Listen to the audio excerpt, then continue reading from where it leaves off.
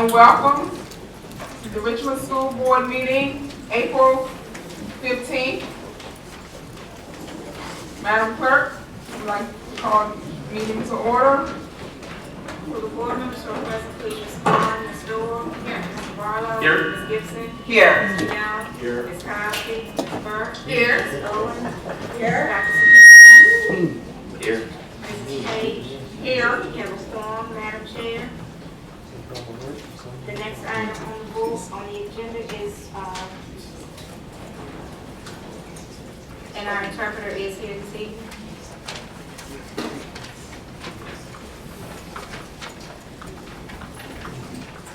Sorry, I'm late, yes, interpreter. Buenas noches, soy Gregory. En caso de que estén servicio en español, voy a estar en la parte de atrás. Thank you. Gracias.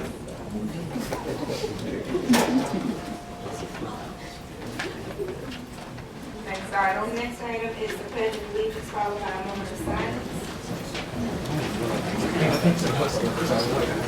Ms. Gibson, can you lead us in the Pledge of Allegiance? To the flag of the United States of America and to the republic for which it stands, one nation, under God, indivisible, with liberty and justice for all.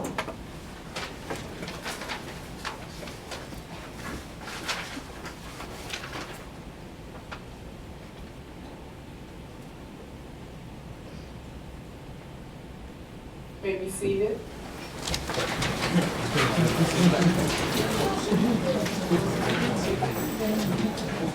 Next item. Item is 1.03, adoption of the agenda. And I do have the following changes. We are going to remove 1.04, the minutes of the April 8th meeting. Remove item 6.01, which is introduce the teacher salary step and the teacher salary step plus levy. And under recognitions, TJ Robotics team. And we're going to change 5.05 to be just an update on principal recruitment and hiring. Need a motion? I move that we adopt the agenda as amended. Second motion is removed by Mr. Barlow and seconded by Ms. Burke to approve the agenda as amended. All in favor? Aye. Any opposed? Seeing that we have none, the agenda has been adopted as amended. The next item is item 2, recognitions. We do have a recognition of our student, but I see she is not here. So TJ, Mr. Carroll. Thank you. We wanted to take a moment to recognize the TJ Robotics team, the Viking bots. Who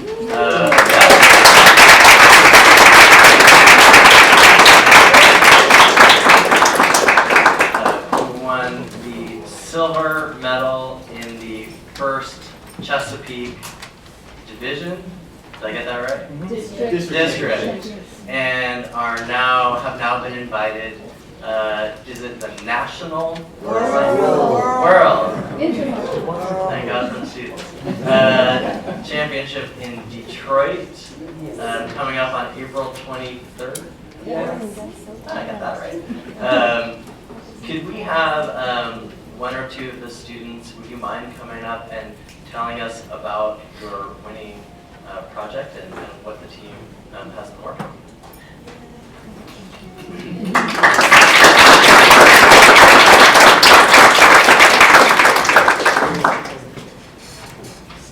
And while y'all are signing in, I would like to remind everyone that they need $15,000 in 8 days.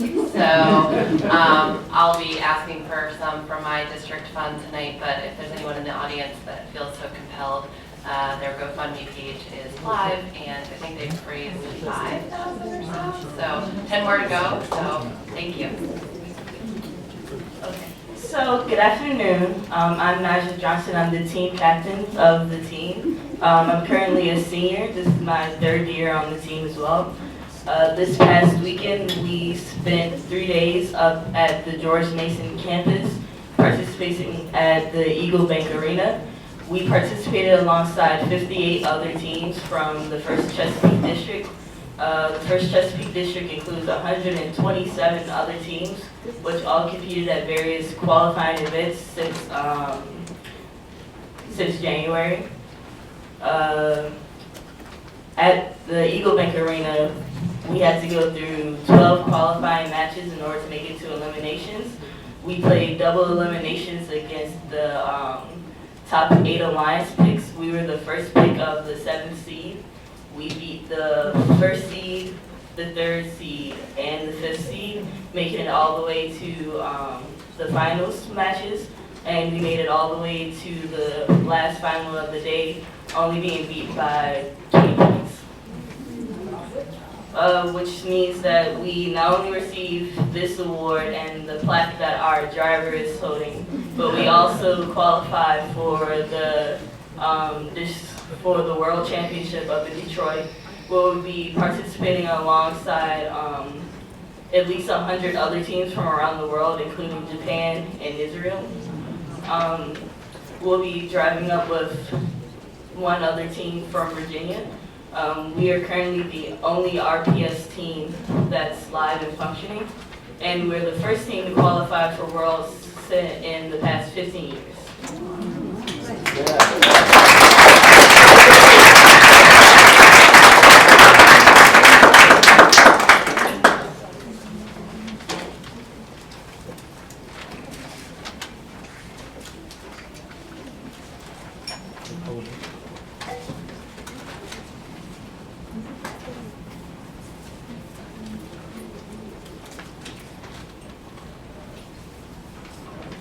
So my name is Benjamin Stroman, and I am the project management sub-team leader.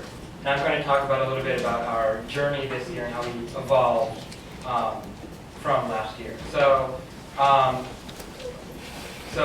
team is Team 2998, and we're from Thomas Jefferson High School. And we participate in the yearly first robotics competition in the Chesapeake district. So I started on this team in 2018, where we finished 91st out of 126. When I went to our first competition, I saw these well-organized, powerhouse teams with like $30,000 budgets, upwards $30,000.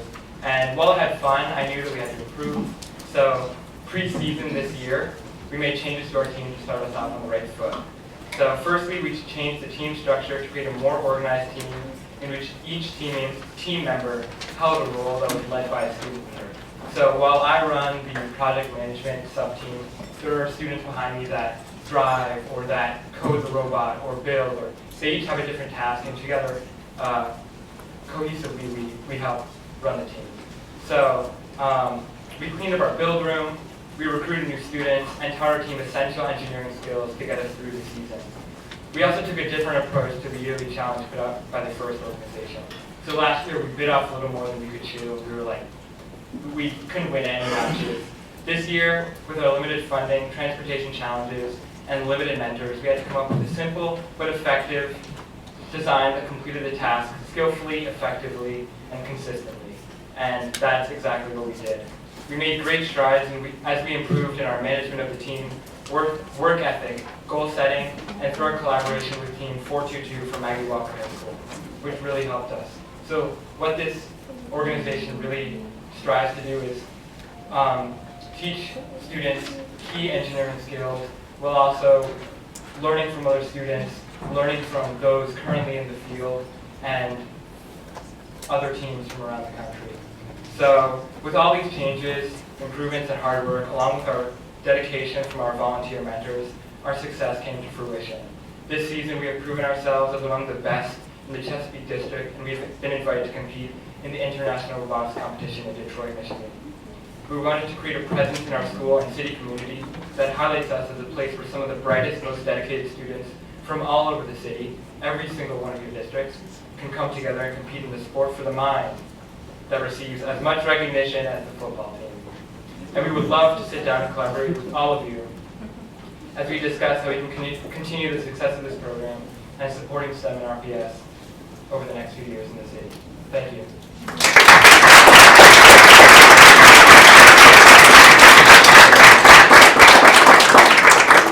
Congratulations, and we would like to make this happen for our students. to attend the international competition, the world competition. Did I get it right? Yeah. So go Vikings.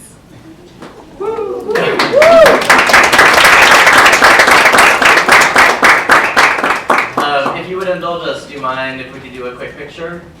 So, yes, of course. So the team and any family or staff from TJ that are here to support, you can kind of all get up and we'll kind of line up here, sort of by the podium there, and we'll do a picture to celebrate.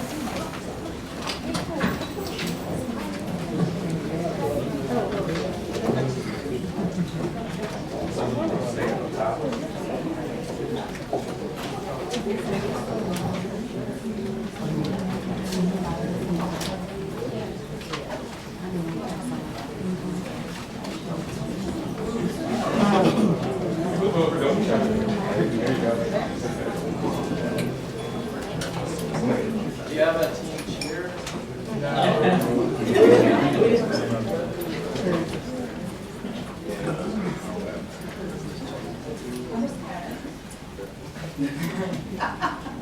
Get everybody look over here. All right, here we go. 1, 2, and 3.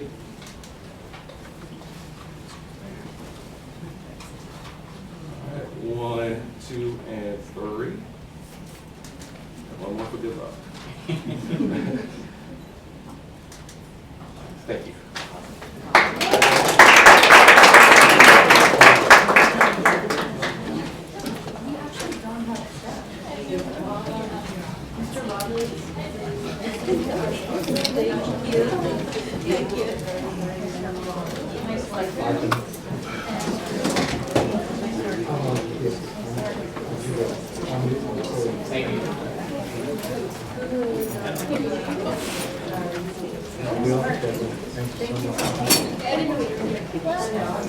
Any parents here of our students, please stand and be recognized before you leave.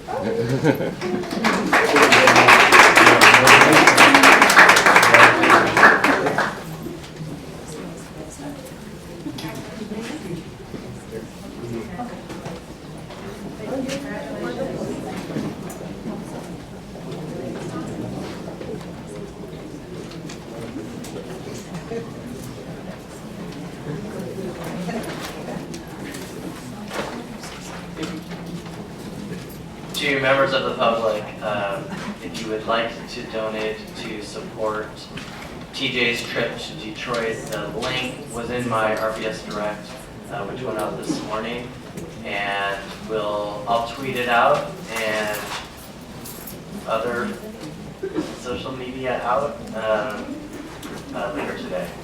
I know we can get everything that they need to make sure they have a great trip to Detroit. Thank you. Thank you. Next item. Next item is public information, and we have 2 speakers who signed up in advance. What is your pleasure, Madam Chair? Allow the speakers to come forward that have signed up. If you're speaking as an individual, you have 3 minutes. If you're speaking on behalf of organization, you have 5 minutes. Charles And, Wood. and the speakers who have not signed up but would like to come forward, please line up at this time so that you can speak. After Mr. Willis is Robert Winfrey.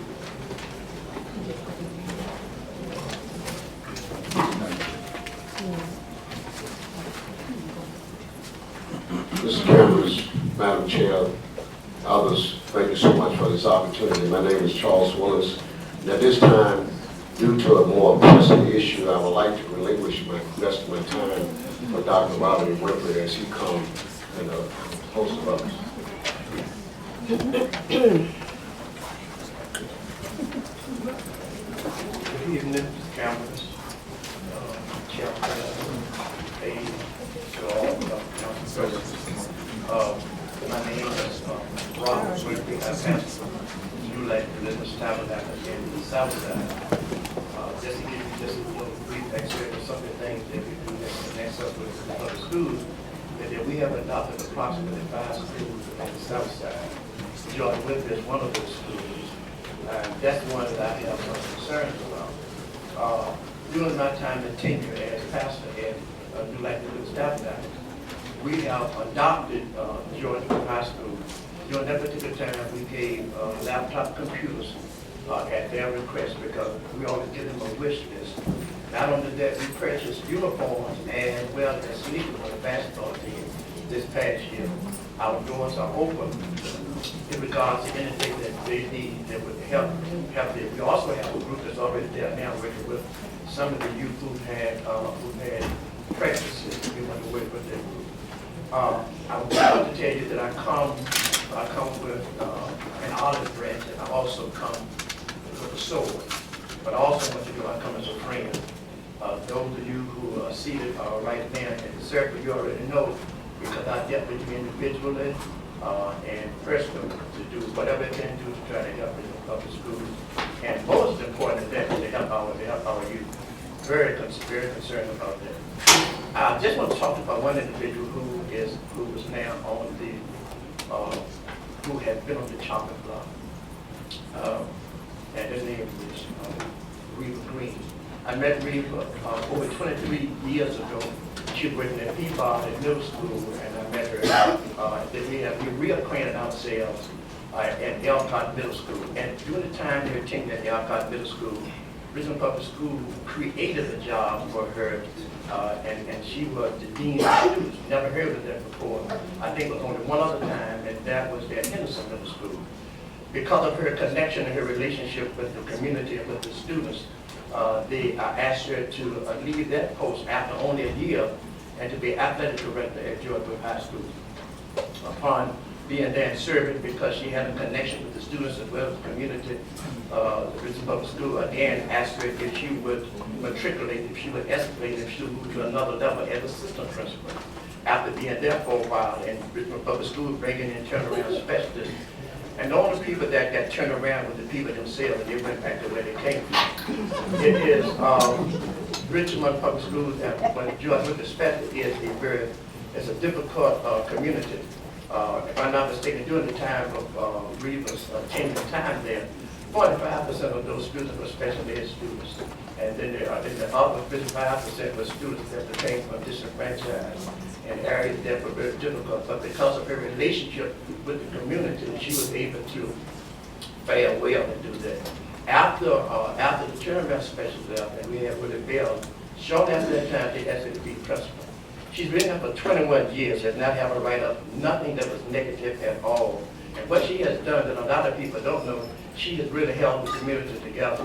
There was a young lady, approximately 2011, if I'm not mistaken, who came and her parents were not there when she would leave to go to school. And so Reva and some of the other teachers held her up under their wing. One of the most difficult things that happened was she graduated. She graduated. She did not have a comfort zone. As a result of that, she tried to apply for the service, and she hung herself because she did not have a comfort.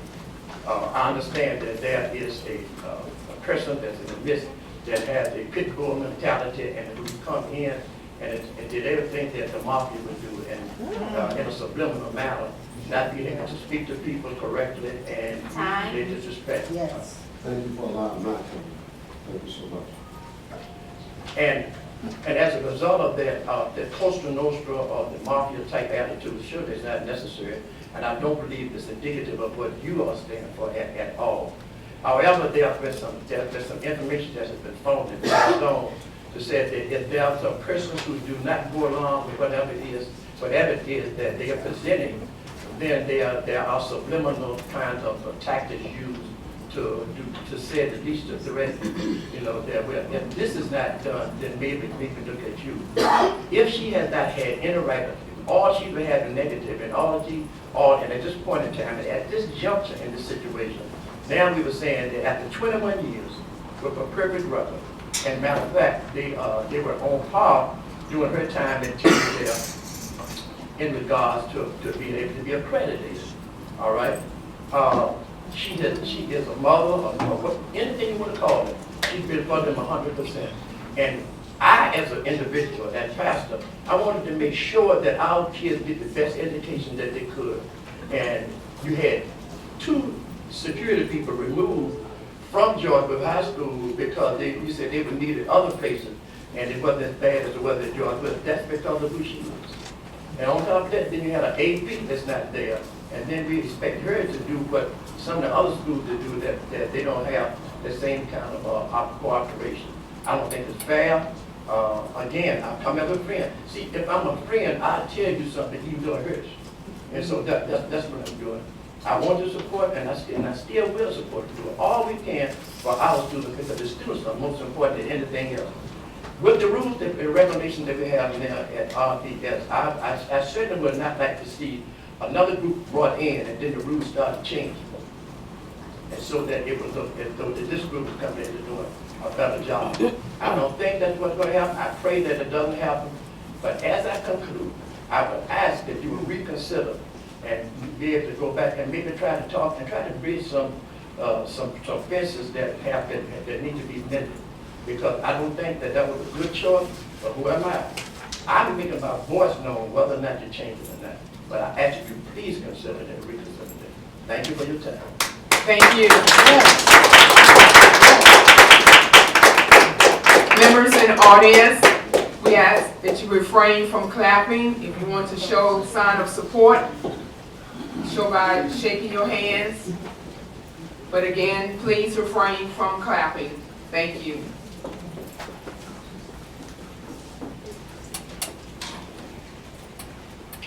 Good evening, Superintendent Cameras, School Board Chair, Mrs. Don Page, and the school board members.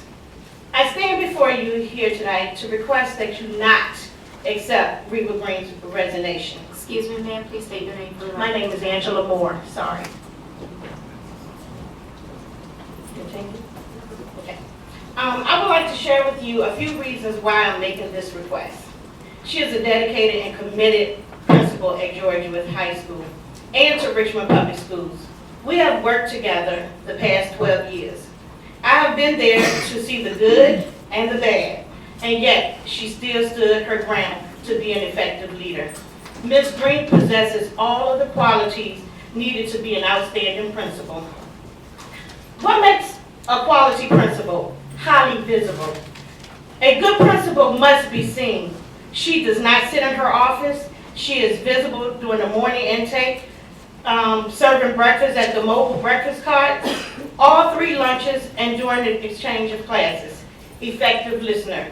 She takes time to listen to her staff, students, and parents with all of their concerns. Problem solver. She has made necessary changes within the building to solve problems with the students, parents, and staff. Empowering others. That's certainly her. She encourages her staff to get involved. Fair and consistent. She is fair and consistent. Sometimes I don't even understand why she tells me no, but she still makes effective decisions. Lastly, great principals make an impact to include families and the community of schools. She builds relationships that foster parent involvement in the school, and she has a strong relationship with a variety of community stakeholders.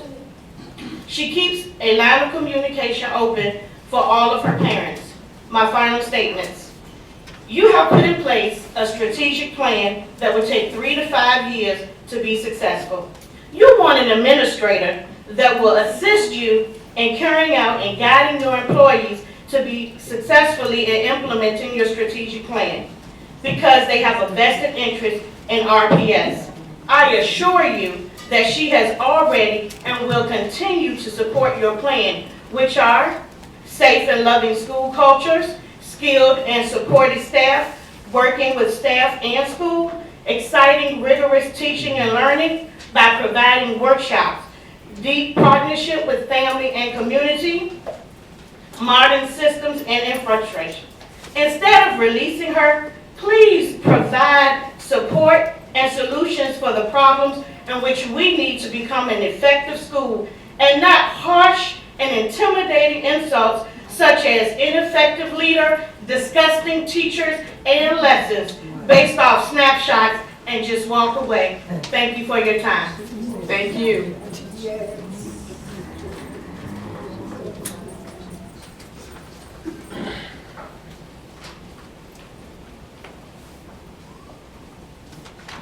Good evening. My name is Ashana Johnson. I'm a 5th grade Scholar Bowl student. I'm also the SCA president at Woodland Elementary. I am here because I need your help. The students at Woodland need 2 days for their math SOL instead of 1 day. Can you help us? When I took my mock math SOL, it was a lot of work. I felt rushed and it made me feel like I couldn't take my time to show what I know. Please rethink your decision and help me to not feel stressed out by my math SOL that I know I can do. Thank you.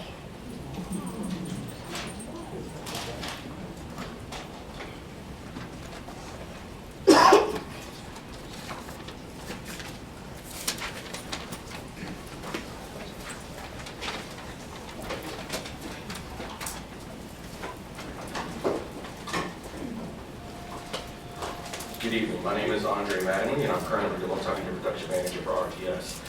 Tonight, I will be speaking on behalf of the Office of Communications and Relations, and tonight I will be discussing some of the technical issues that we've been brought up over the past couple of school boards.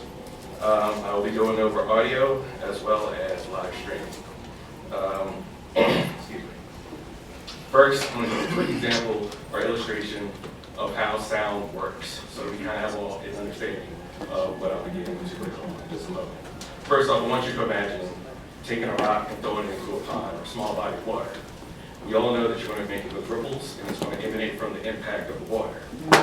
The shape of those ripples, or the shape of that water displacement, is actually sound that is in water, and that's what makes the ripples.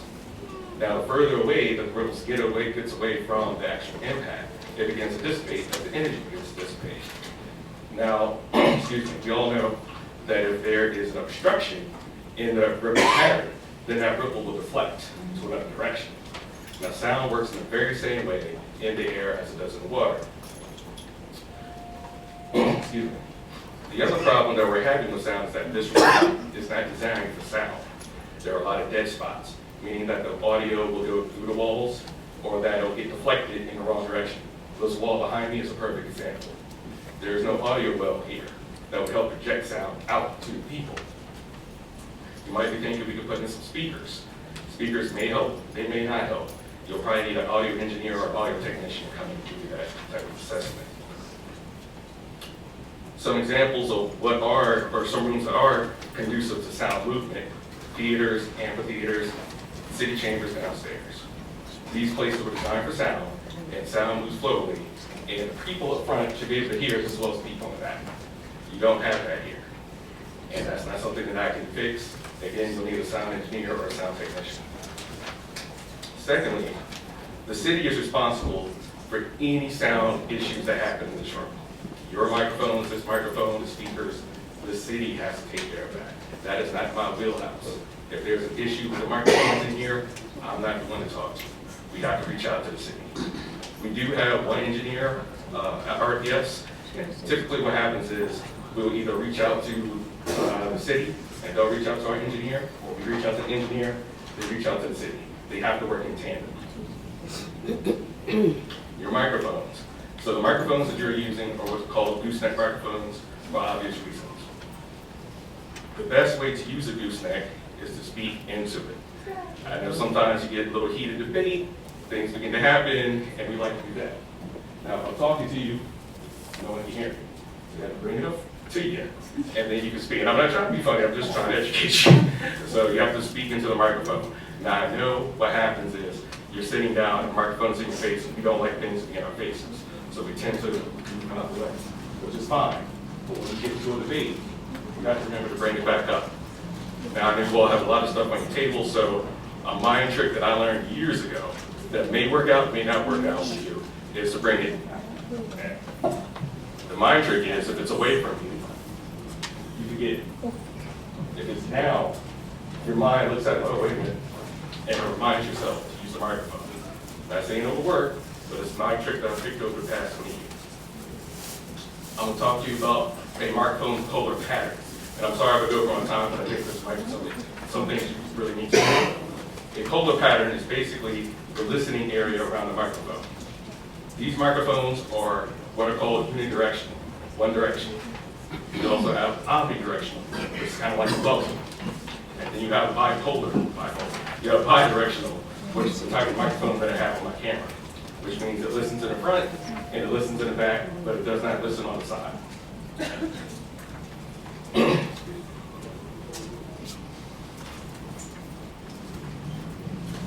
Some of the solutions that I've tried to use.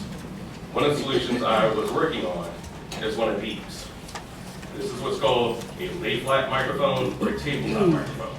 Now this one is analog. I don't know how well it would work with our digital system, but the ones that I was looking at actually have an on and off button. You lay it flat, it's unidirectional, and you don't have to worry about moving the microphone in and out. It just picks you up. Another solution is a mult box or a breakout box. I could plug directly into that, and I would get clean, crisp sound, not only from your microphones, but also from this microphone. I just learned that we have a mult box that's in that room, and it's never been used to my knowledge, at least it's been a few years, so we'll probably have to reach out to someone to get that installed. Thank you. Last year, I was in the process of actually purchasing microphones for you all, as well as a paid breakout box, and my funding was cut. And as we all know, my office is being eliminated. So I don't know what the process is going to be or what you're going to do moving forward, especially after June 30th when I'm no longer here. Moving on to live streaming. Richmond Public Schools does not, nor has it ever had the ability to live stream.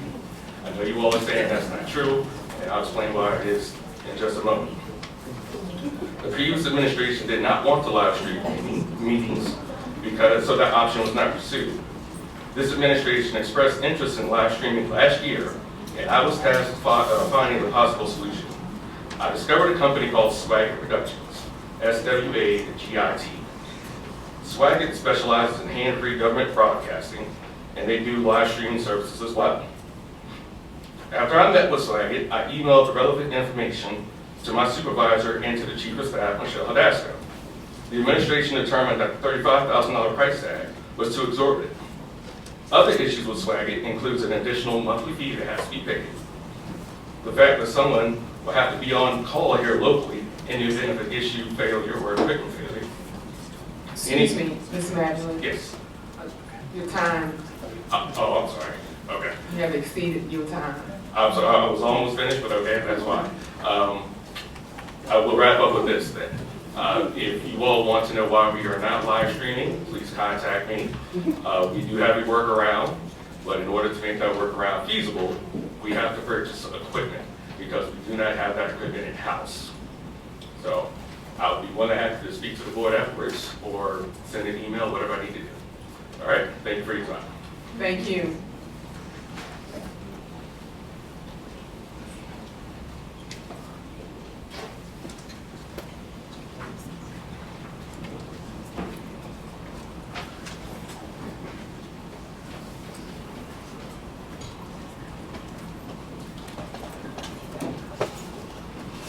Good evening, school board. My name is Tiffany Sneed, and I'm a second grade teacher at Miles Jones Elementary.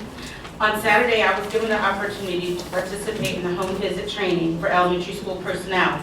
We learned about the impacts that home visits can have on school climate, culture, and performance.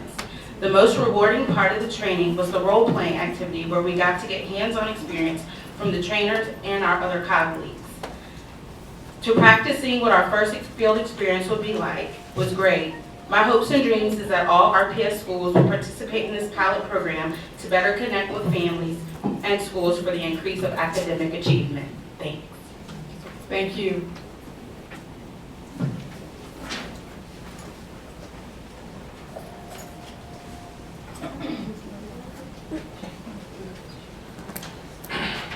Please, school. My name is David Jones, president of the Jaw Foundation. I can first start off here. The three high schools, well, I said it's the Jaw Foundation consists of TJ, UNI, John Marshall Armstrong, and all our city high school. The three that's on the block George Rose, TJ, John Marshall. I know each one of their principals personally. I have their personal numbers. I'm not saying in any way that these are good people who have good principles. I can honestly tell you, once the work has left their desk and goes on down, that's where your problem comes. So, at the end of the day, if we're going to say blame or we're going to make the move all the way down to their athletic directors, to their coaches, to their security teams, because all of them play a big part in what they do. So we have school teachers and principals, to me, are the foundation of the school. But what makes that school run every day and how it affects everybody in that school has a lot to do with coaches, athletic directors, security, that most people don't get to see. So I said it before and I say it again.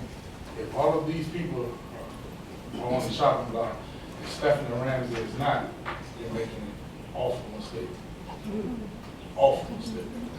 Because if you take Stephanie Ramsey out of the equation and put new people in place, I honestly can tell you that you will see a dramatic change. I said it before and I say it again.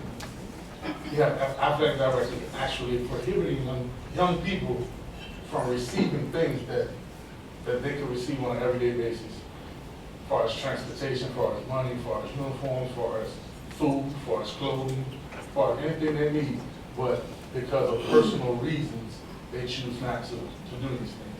After the principal has said, okay. So for me, as I said, as the president of the Job Foundation that works hard with all of these high schools, it's like if we're going to clean the house, clean the whole house.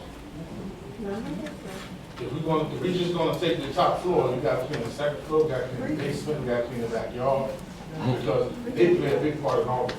And if I'm honest with you, they play a bigger part, because it's like, you got to take the blame. No matter what goes on at the end of the day, you're the head of this. So I understand that the principal, you're the CEO, you're the head, so you got to take it. You got to take, so I will admit that some of these principals have to make tough decisions. Tough decisions. Even though it may seem personal, they may be from your neighborhood, or you may know them, but some jobs need to be cut immediately. And I can honestly say the two schools that are not on that block are probably have the two best athletic directors in the city. Because they do everything possible to make sure those kids get whatever they need. And when I say athletic, it's not just football and basketball. It's the robotic team. It's the girls softball team. It's a ridiculous thing that young ladies have to go out and get donations to play softball. They should have just as much, the same budget as a baseball team. And that has nothing to do with the principal. Nothing to do with the principal. That's all on athletic director. So I agree with you. If the athletic director is not doing their job, it's the principal's job to get rid of them. I agree 100%. So, like I said, I honestly would say, if we want to make that move, and who is in charge of all the athletic directors? Stephanie Ramsey. So I'm going to say it one more time. Her name is not one of those names on the chopping block. We are truly just spinning wheels, because the same thing is going to continue to happen no matter who the principal is. You put these principals in a bad position. Because if I'm the CEO and I tell my vice president to go do this, if he doesn't do it, it makes me look bad as the principal or the CEO. Bless you. So again, I said, this is something, the same thing, I make pop-up visits. I just come to the school to do work just to make sure everybody's good, and I see the same thing you see. So like I said, if you're going to do it, I'm not judging anybody or saying who is and who's not. All I'm saying is I can say this, if we're going to make that same judgment on the principals, make it on the ADs, make it on the coaches, and make it on the security staff. I would guess it. Thank you.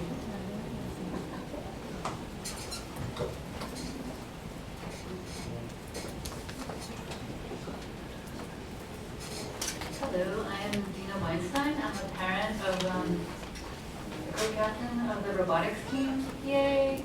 And I want to thank you for your kind words and your generosity.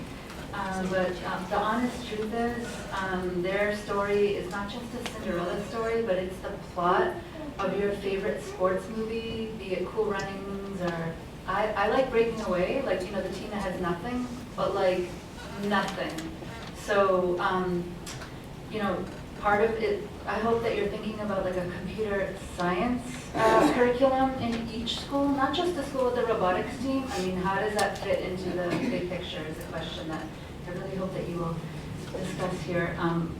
I also, you know, and talking about activities director, like previous speakers spoke about, there's zero money for robotics, okay? So let's be really honest. There's no financial support on the budget. But on the topic of the proposed principal change for TJ, I do echo the previous speaker's comments. I do feel that changing the principal at TJ is not necessarily effective and supportive for the students. In fact, it's quite disruptive, especially now that students know about this proposed change for the school. Ms. Mines is not necessarily the problem, and I would take issue with the previous speaker's use of the word athletic director, because that director at TJ, and I don't know if it's the case in other schools, it's activities director. And no, I feel Ms. Mines has many strengths, and I am an active parent. I support the robotics team. I'm new to Richmond, so I have that perspective of a newcomer. My children have been at other schools in other cities. I see how they function. I'm on the PTSA board, so I've interacted with these people on many different levels. And it's, you know, I really urge you to look at the other leadership staffing. I think that we need a strong, academic, friendly, inclusive, inspiring, efficient, and communicative staff at TJ. Please give Ms. Mines a chance, but you need to evaluate all of those in leadership positions, because having this a repeat next year with, you know, a new person come in trying to win everyone over, but the same kind of work ethic, it's not effective and it's not going to bring the school forward. And I'm happy to talk to Superintendent Conrock, school board members, Harry Hughes, Tracy Epps. I will write you. Thank you so much for your consideration. Thank you.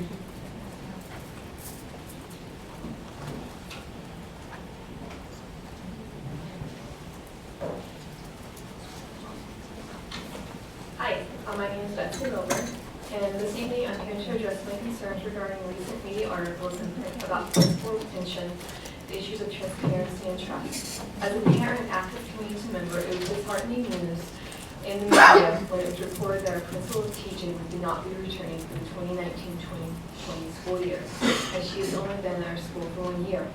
A year is a short time to effect change. Even we are not a Title I school, yet have the exact same and known issues found within other comprehensive schools, but not the equitable funding to deal with those issues. Even with our principal being here for only 1 year, she has begun to work to bring stronger curriculum, more teachers, and tutoring services to teaching. This has resulted with growth within our students' scores. Change is a slower process in a school, and one that should be done ethically is change around staffing. The superintendent is asking our community to give grace to him as change takes time, as he has only been here for 1 year as well. Where's the grace in this situation? Another issue I have with TJ and funding throughout RPS is along the activities funds. Within our school system, many people conflate activities with athletics. They are not the same thing, nor funded the same way. Yet they are all within the same budget. I would ask this board to find a way to fund equitably all sports and all activities, as each is valuable, and fund them so that gender and sports do not, what gender or sport is does not matter. Another issue I would like to touch on is trust. Last year, about this time, I learned that my trust had been misplaced in RPS, and letting them, or thinking that RPS could handle giving my child an accurate transcript. I spent my spring calling colleges, asking for appeals for merit aid, and asking why my child had been denied college admission. I have those emails, and I would love to forward some of them, where I, the crazy parent, had to cut and paste newspaper articles to prove my school system which was charged with education, could not perform addition or division, and could not handle data entry with fidelity in any way, shape, or form. 6 transcripts later, my child's transcript, which still is not 100% correct, was delivered to us in July, but that no longer matters. My current transcript issue is that my daughter's transcript, which I did receive in February, was not correct and highlighted an error that still affected a number of students. This was due to a middle school issue. The April 1 deadline from BDOE is coming past. I have sent several emails and I've asked questions, but have yet to receive an answer as why the deadline is passed and no one has responded. Why should I trust? Why should I trust a system that currently does not seem to have followed through? RPS can and should do better by their students. Thank you. Thank you.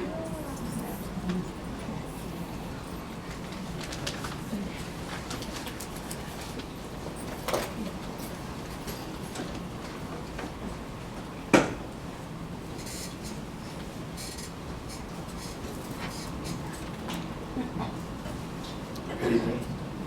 My name is Deron Battle. I'm a first grade special education teacher of all boys. All 7 of my students are boys. And I'm here on behalf of Brothers United, Richmond Public Schools. So first off, I want to thank you guys for actually funding the pilot program that's through George Mason Elementary. Last weekend, or the past weekend, I'm sorry, we went to Virginia State University where our students had a chance to see the campus, the beautiful campus, go Trojans, of Virginia State University. Got to see the band, got to see the cheerleaders, along with walking through the campus and getting a feel of what could be down the pipe for them as young men. And before that, our opening ceremony was at the Science Museum where they again had a chance to do something outside of their social norm of Churchill or the impoverished areas. So for me, it's a big deal because I am from that area of Churchill, where I was someone that was slightly afforded some of those opportunities, but it was because of something that my parents did or another mentor did for me. So it feels good to give back to students like Kai, who's the second grader with us. So he gets a chance to see all of these nice, new, adventurous things. Whereas before, if it wasn't for the fun, it simply wouldn't happen. So the goal is to start with second graders and stay with them and have some consistency with them so that by the time they are ready to transition into 6th grade, 7th grade, they'll have a solid foundation of tools in their toolbox that they can use moving forward. So again, thank you guys for the opportunity for my colleagues and now to push this out and prayerfully the other schools will do the same thing with it. Thank you.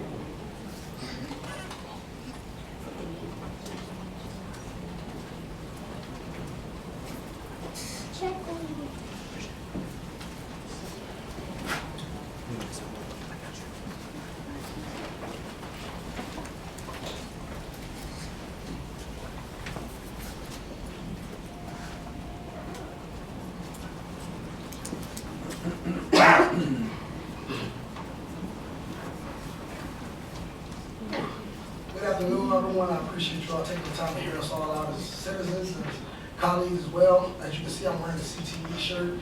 I am career technical education. I'm actually a Henderson Middle School teacher, a John Marshall alumni, Richmond resident, true and blue. I actually coach football at John Marshall High School. Sir, excuse me, please state your name for the record. Richard Wendy, I apologize.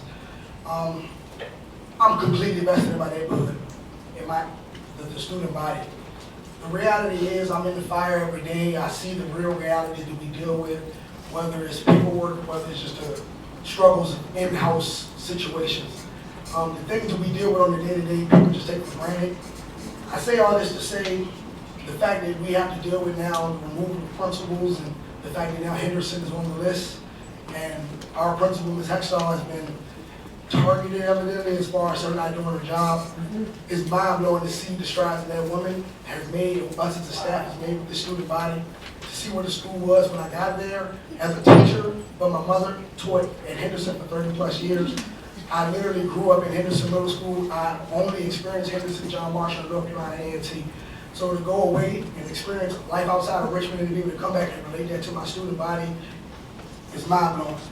The experiences that I have with those kids, to be able to express those with them, mind-blowing. I say all that to say, you take for granted something as subtle as teacher morale, to find out in mid-year that your teachers, you're losing your principal, your commander, as you would like to call it, but just to recognize the strain that it comes on teachers to actually be there every day, to give it your all, and like to recognize that certain things were put in place to us as teachers that told us if we hit these levels, we would, keep our jobs, or her keep her job, or it was about improvement this year. When she took over the scores in math, I believe we were 7%. I believe we're at 35% now. And to see those strides to go from single digits to double digits, and my wife, who teaches now in Fairfield, the reality is to see people leave Henderson in constant numbers and to see the constant turnover, to not take that into consideration, how that may impact the student body. It's kind of short-sighted. I'm not here to judge or point fingers, but the reality is I'm still coaching with the same stuff I played with in 2003. And as I see the students see here, I actually was the president of John Marshall and some other fellow students here from RPS. I sat in this seat. I was actually the representative for John Marshall when I was here. And to hear us still talking about the same rhetoric, still complaining about the same thing in 2003 and years before, is kind of embarrassing. And the reality is the impact that we have on these kids is so bigger than just making changes and putting blame. The roads I ride on to get to school are in utter nasty conditions. And the fact that those kids have to ride on those same roads every day shows that the city doesn't want to invest in them. Other parts of town, people have great roads, great investments, and those kids get an opportunity to see those impacts and those investments. I'm just saying, y'all, we got to do better. And I'm not trying to point the finger, point the blame. I'm just speaking from a point of realness. And thank you for hearing me out. I'm not fearful to even be here to speak tonight. I know I'm speaking for my colleagues who didn't have to come and say something, but thank you. Thank you.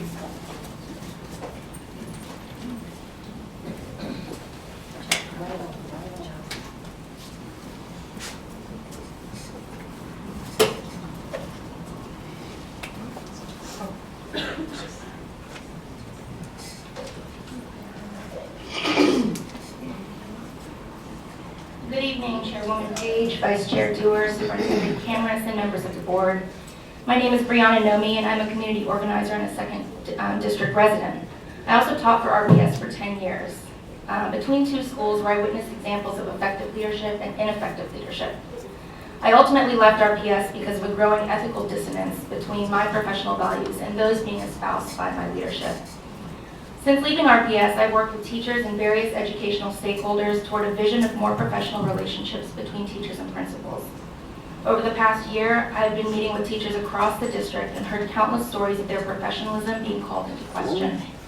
I've heard teachers at all grade levels share how they are demoralized on a daily basis by principals who seem to do all that they can to undermine any efforts toward improving a school's culture and climate. I've spoken with strong, passionate educators who believe they are powerless. Every story I hear triggers my anger and frustration anew, and so I had imagined when I would read a headline declaring principals' jobs on the chopping block, I would feel vindicated and excited. You would think that after listening to more than 100 teachers speak to me in confidence about their inability to return to their classroom, that I would be elated. However, when I read that headline in the article, I felt anxious, and teachers I spoke with felt disempowered. Here's why these emotions working in tandem were felt. The sense of anxiousness I feel is the result of a perfect storm of activity which I do not trust this administration has the capacity to handle. Not only have we engaged in recent discussions regarding the elimination and/or reallocation of 49 positions in central office, which while described as holding classrooms harmless, will likely require additional labor to be placed on the classroom teacher or principal. But also consider the suspected impetus for these principal releases, the massive amount of teacher transfers on the table. With 10 principalships uncertain at this point, how will these transfer requests be handled, and what opportunity will teachers have to interview at the schools where principals have not yet been placed? I fear this is too much upheaval at one time for this administration and board to take on effectively. Teachers, even those at schools where their principals are listed as being released, feel disempowered by the way in which this process unfolded. Unannounced visits, while perhaps effective in some cases, do little to garner teacher input and rebuilding. Where were the conversations with teachers over time to seek their perceptions of which principals are ineffective? I know several schools where the leadership will remain in place, yet teachers are leaving at alarming rates. How will you monitor leadership at those schools? Anxiousness and disempowerment are also the result of the proposed process by which principals will be selected. The community panel, where teachers, parents, and members of the community get to weigh in, does not take place until step 6 out of 7, after the administration has screened candidates. Is there no opportunity for these stakeholders to have a say earlier in the process? Will the school staff and faculty have a chance to provide criteria that they would like their principal to possess? These, along with many other questions, are at the heart of a disempowered community, and I hope that this process is considered very carefully prior to moving forward. Thank you. Thank you.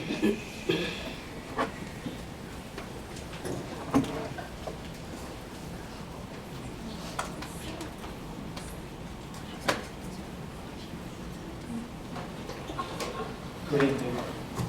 My name is Manila Fish. I'm the Title I Math at Chimborazo Elementary School. I am here on behalf of my teachers and students at Chimborazo. We're asking that you reconsider having our students take the math SOL in one day. Just by prepping the other night for the third grade SOL night, our parents and students were exhausted after just doing the first section on test math. So what do you think will happen with our third graders specifically on this SOL test this year? They're 9 years old. As we know, the 2016 standards consist of more application problems this year versus in the past. This will entail our students to think even more critically about the problems more in depth. After speaking with students in grades 3 through 5, they expressed the dire need to take this assessment in 2 days. One student, a 5th grade student that had been taking this assessment the last 2 years, said, "I just don't want to be fatigued. I don't want to be exhausted. Why are they doing this to us? We have taken our SOL test in 2 days the last previous years." So I'm just asking for my students and my teachers at Chimborazo and throughout the district to give our students an equal opportunity to show their knowledge and to ensure that they're not fatigued by having this math test be in one day. Thank you. Thank you. Good evening. That is me. My name, we're going to need my title as well. Hey. My name is Derek Bates. And I am a secondary grade special education teacher at George Mason Elementary School. All right, I got 3 minutes. So, I didn't come with anything prepared, but I do have a lot of things to say. First, we're going to talk about the elephant in the room, for lack of a better terminology. It was very interesting to find out I will be losing an instructional leader via WRIC Channel 8. You know that there are a lot of things that went into play as to why that was done, and that has been addressed, but just transparently stating that was extremely, it was bad for the morale, not just of our school, but the other 10 schools who were notified, or the other 5 that were listed. So just, I hope there's a way that we'll be able to bring that back around. Along the lines of morale, teacher burnout is extremely real at George Mason Elementary School, and it's not by way of our direct instructional leader or leaders. We are required at this point to have mandatory PLCs Tuesday through Friday with our grade level, which does not leave a lot of time for us to really have one administrative time to do things that are required for our students, as well as just downtime as an adult, because while we are professionals and we are at work, we're also human and we need time to process our own traumas, which is a great segue into the trauma that our children deal with on a regular basis. Just on Friday, we had to hold buses because at 4 p.m. there was a shooting. On Saturday, while we were at the Brothers United event, when we got back, we could not even let one of our students off of the bus because there was a dead body in his complex. Just today, there were 2 people killed in Hillside Court. While that was not in George Mason's area, that was trauma that is affecting RPS, and that trauma is brought to school and affects the students as well as teachers. Transparently, I suffer from extreme anxiety, and the students bring their trauma, and I do my very best absolutely every day, but we're not receiving the resources that we need in order to help the students perform better in the classroom. So there has to be more grassroots, maybe legwork, and this is just from the front line of defense, and I'm very thankful for all that you've already done for us, so don't think that we don't appreciate that. But just know there's a lot of work that has to be done outside of the school in order to make what's going on in the school more academically progressive.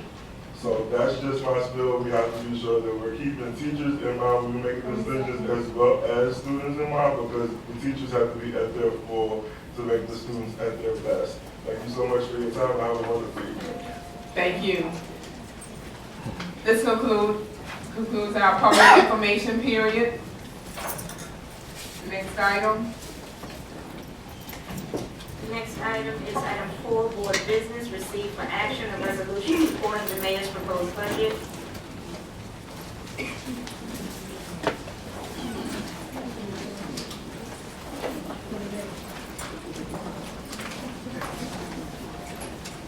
So this is, board members, this is the second read for the resolution. Uploaded to board doc. Are there any questions regarding the resolution, or board members would like to speak to it? Ms. Barlow? Thank you, Madam Chair. No questions, but I will be speaking. I will say, and I've voiced this before, I think what is most important for our advocacy efforts as a school board is to do what we can to ensure we get as much from this budget process as we can. RPS and our board went through a very difficult process preparing a budget. It was a budget that was tough to stomach in a lot of ways. We made proposed cuts that I'm still uncomfortable with in a lot of ways, and I do think we may need to reevaluate.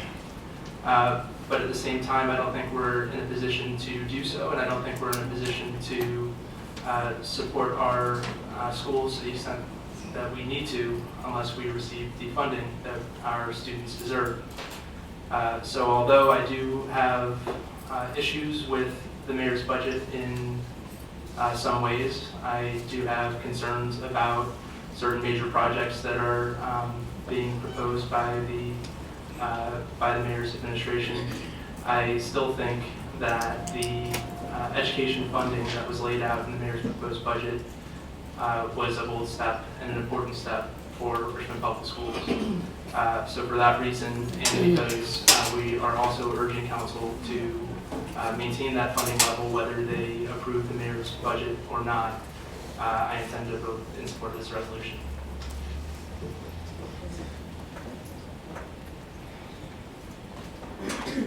Ms. Dorr, Ms. Burke?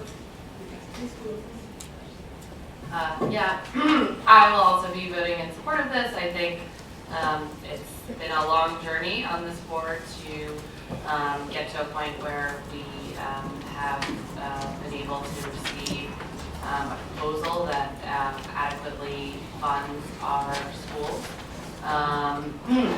So I'm really proud that we have leadership in the city that is has put forward a bold proposal, and I want to note that if this proposal doesn't work for council, our section G says that we support any way to get there, and this is the only proposal that I've seen on the table that fully funds our request, and I'm very grateful for that. So it's a pleasure to support this. Ms. Burke? Thank you, Madam Chair. As one of the speakers just recently stated, in 2003, and we continue to have the same agendas. So at some point, we must put our children first. I will vote in support of supporting the mayor's this resolution. The mayor took a strong step and really put our children first. The meals tax is working. We're going to have 3 brand new schools. George Mason should have been built 30 years ago, but now it's finally going to happen. Now here again, all that we've heard this evening and all that we know, the list is extensive as in what's not right in Richmond Public Schools. At some point, we need to be positive and look at what's happening there as well.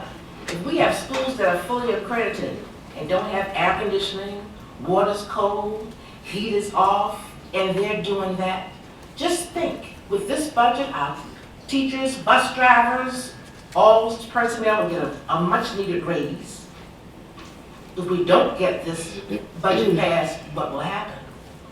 Just think, our children can have up-to-date computer science, robotics, all that we dream of, which other areas around us have, and it shouldn't be that way. So why can't we value the children in the city of Richmond? I support, however, as Ms. Dewar just stated, whether it's by taxes, whether it's by dilapidated buildings to be sold, whatever happens, we cannot continue. This is 2019. People heard this same action in 1955. Come on now. Seriously. Come on now. Seriously. So at some point, we have to make a stand for all children, not just some on one side of the river and some others not. Because in the end, they are our leaders. And if we don't take care of them now, when they become in their 20s, we're going to take care of them another way. So I will vote in favor because I'm about every child, not just some children. Thank you.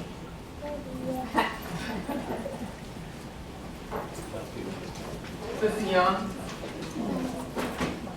Thank you, Madam Chair. I respect all my colleagues' perspective on this really important vote, but I don't candidly think that it's putting children first to support something that amounts to a $50 million tax increase on those children and their families. Thank you. Ms. Gibson and Ms. Owen. Hello, thank you, Madam Chair. I'm disappointed that in this politically charged discussion that we reached a point where we are suggesting that anyone that does not support the mayor's budget is against children. I do not doubt for a second that everyone sitting at this table decided to run for the school board because they are hoping to meet the needs of our students. So I myself, will not be voting in support of the resolution. For me, a person who believes very strongly in the importance of funding in our schools, I personally take a very holistic approach to meeting the needs of our students, and a very important need that our students have is housing. And this is a city that is seeing housing costs increase at a pretty dramatic pace, which is evidenced by the fact that assessments have gone up substantially over the past several years. And what I see in my own neighborhood is are folks that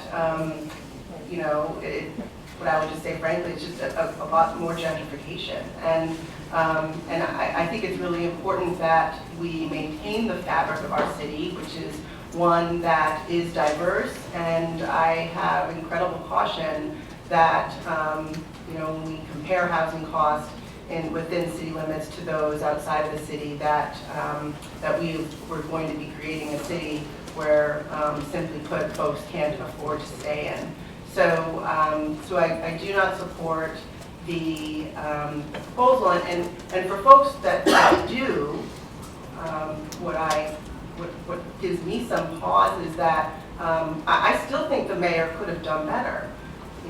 Right now in the operational budget that's been presented, essentially the proposal from an operational standpoint is funding our request from last year, which was the $12 million, which we've already allocated to next year, and then increasing that by $6 million, which would essentially fund the salary increases. And so I think that you know, had we received that year-over-year funding last year, you know, we'd be in a very different position than we are right now. But I think that, you know, ultimately, what we're getting next year in this budget from a operational standpoint is $6 million. And my hope is that City Council find a way to fund that so that we have the funding that we need to do the work. I'm hoping that the schools get a significant portion of the pie through methods that don't include the property rate increase. And furthermore, I hope that as a board, we continue to do our work so that we can ensure that we are spending our funding in, you know, in the most effective way possible. And from my standpoint, that would include reevaluating the cuts and some of the asks that are in the strategic plan. Thank you. Ms. Owen and Ms. Dorr. I move that we approve the resolution as presented. Second. Motion has been made by Ms. Owen and seconded by Ms. Burke to approve the resolution as presented. Any discussion? Ms. Dorr. I was going to do this before the motion, but I just want to correct for the record, the $12 million from last year was covered through our cuts. This request is an incremental $18 million over last year. In addition to that, $19 million in capital funding. It's a historic investment in RPS. Board members, just would like to add, to echo some of the sentiments that have been shared around the table from our colleagues, such as Ms. Burke, Ms. Dorr, Mr. Barlow, and to share some of the comments we've heard from the public. We have been at this juncture time and time again, going back and forth. How much does it take to educate our children? Or is it worth investing in our children in the city of Richmond? If you look at the past, I think we have clearly stated that our children are not worth investing in. We recognize that the money has to come from somewhere, but are we willing to make that investment in educating our children? I say that our children are worth the investment. But we are quick to complain, we are quick to pass judgment, but we never come forward with a solution. So right now, the mayor has made a bold proposal supporting the plan for Dreams for RPS. When there has been comments, we didn't have a plan. We have a plan, and the mayor has proposed it in his budget, $18 million. Also, funding to fix the most critical needs of our schools, $19 million. In the past, on average, we have received approximately $1 million in the CIP budget. 1 or 2 schools can wipe that money out. Our role as board members, we are policymakers and advocate for the needs of our children. And the funding piece for education in the mayor's proposed budget supports RPS. It's not enough, but it's a start. Because in the past, we haven't gotten anything. And the $12.5 million, that money has already been allocated last year. So again, not to belabor this point, I support the proposed funding for schools, Because we cannot keep going in this same path over and over again. Our children are worth it. Some of you may not believe it, but our children are worth it. And they are worth the investment. And whatever it takes, we got to do it. And we have to do it now.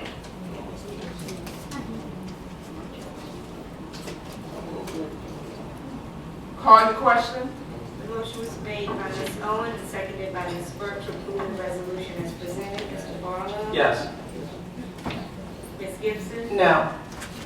Mr. Young? No. Ms. Burke? Yes. Ms. Owen? Yes. Ms. Dorr? Yes. Ms. Page? Yes. Motion passes 5-2. The next item is 4.02, receive statements of support regarding the strategic plan.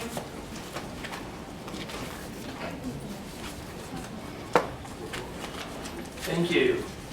So I wanted to give a little update on where I am with my efforts to support the strategic plan. I know that it's come up before, but my hope is that we can take dramatic steps to address our teacher retention issues in Richmond Public Schools. I think in order to do so, we're going to need a multifaceted approach. So we're going to need to be in a position where we can address culture and climate issues in our schools. I think we're going to have to take a look at professional development for our teachers. I think we're going to have to take a look at what types of budgetary actions are necessary to support our teachers. Because I earnestly believe that the teacher continuity is extremely important for our schools. And in order to do so, my hope is that we can create a task force of educators, administrators, some principals, some policy folks from our universities in the area who focus on education, some of whom have been very involved in teacher retention issues in particular, in order to, first of all, outline the issues that Richmond Public Schools is facing related to teacher retention. So to me, that means that we will need support from the administration and from the board in order to collect data that we need to use to analyze the issues, and then for this group to propose policy recommendations and budget recommendations for the school board and administration to consider in order to address this issue. Teacher retention is extremely important, but I also think it's indicative of the health of the school system, and it's going to become increasingly important as we see in future years that it's going to be challenging to recruit teachers because we do see further teacher shortages looming in the future. So at this point, I have reached out to a number of principals, teachers, former teachers, and policy experts with a draft plan. And I am finalizing I'm compiling a lot of the feedback that I've received from them and plan to send out a proposed task force structure with objectives and potential timelines to my colleagues on the board later this week, in hopes that we can start to get some feedback to discuss a proposal at future meetings, and so that we can move forward with creating this task force. Thank you. So for the public's consumption, so there are governance training on March 16th. The board made a commitment to support the Dreams for RPS. And so if coming, should be shortly, we will have the 10 goals for the next 5 years for RPS will be displayed in the boardroom, because that is our framework going forward. So as we add items to the agenda, board members, we want to be in alignment with the strategic plan and to stay focused on our purpose, student achievement. So just give the public some background information on what Mr. Barlow has shared with us. So we've had an opportunity to support the 10 goals and the priorities in the strategic plan. And again, that is our framework going forward. Ms. Cameron and Ms. Gibson. I just want to thank Mr. Barlow. I think this is incredibly exciting, and the administration is eager and excited to work with you in the task force. Many of these issues have already bubbled up in my teacher advisory council and my principal advisory council, my family, parent advisory council, my student advisory council. So I'm looking forward to engaging as many voices as possible so that we can hold on to the great educators that we have in our field. So thank you. Ms. Gibson. Thank you. I'd like to thank Mr. Barlow as well. The matter of teacher retention is one that is critical importance to me, and I was very thankful that as a board, we agreed to include that as one of our metrics, because I know there was some, that one was added a bit later. So I would very much like the opportunity to be a part of the task force. And also we wanted to remind the board that probably about a year ago today, there was also a discussion about forming an ad hoc or a standing committee that was specific to reviewing the contracts. There was a lot of discussion about that last year, and so hopefully that work will be captured, since that didn't move forward at that point. But I'm thankful that we are moving forward with it now. Thank you. Excuse me, Ms. Gibson, can you clarify your statement? I believe there was a question about, there were a lot of teachers that reached out and that came and spoke at public comment, and I think perhaps it was around the start of the school year, as I think about it, when we were talking about changing school start times. I just recall that I myself, and I believe it was Ms. Dorr, brought the idea of forming an ad hoc committee specifically to looking at the contract language, and so I don't know that anything ever happened with that, but I believe that it would make sense for that work to be included in this task force that Mr. Barlow's brought forward. Thank you. Again,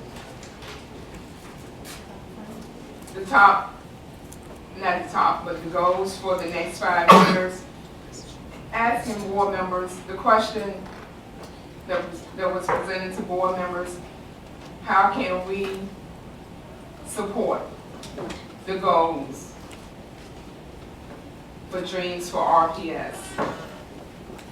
And so that was the directive for board members to articulate what items in Dreams for RPS that we can support as a board.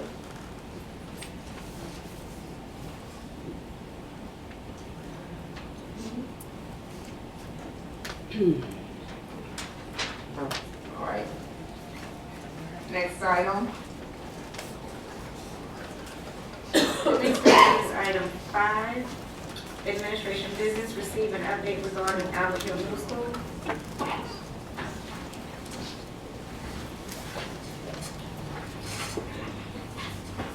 Thank you. Good evening.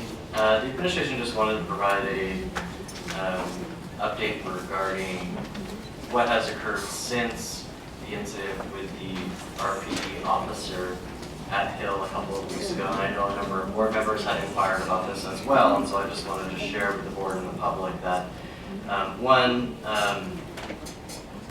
the team at Hill had a chance to talk with the affected students and took down their statements of what had occurred. Also, obviously, acquired the video and shared it with the security team and the other senior leadership, and obviously that was passed on to RPD as well. The parents of the impacted students were, of course, contacted and informed, and were given an opportunity, obviously, to share the impact that that incident had on them and their children.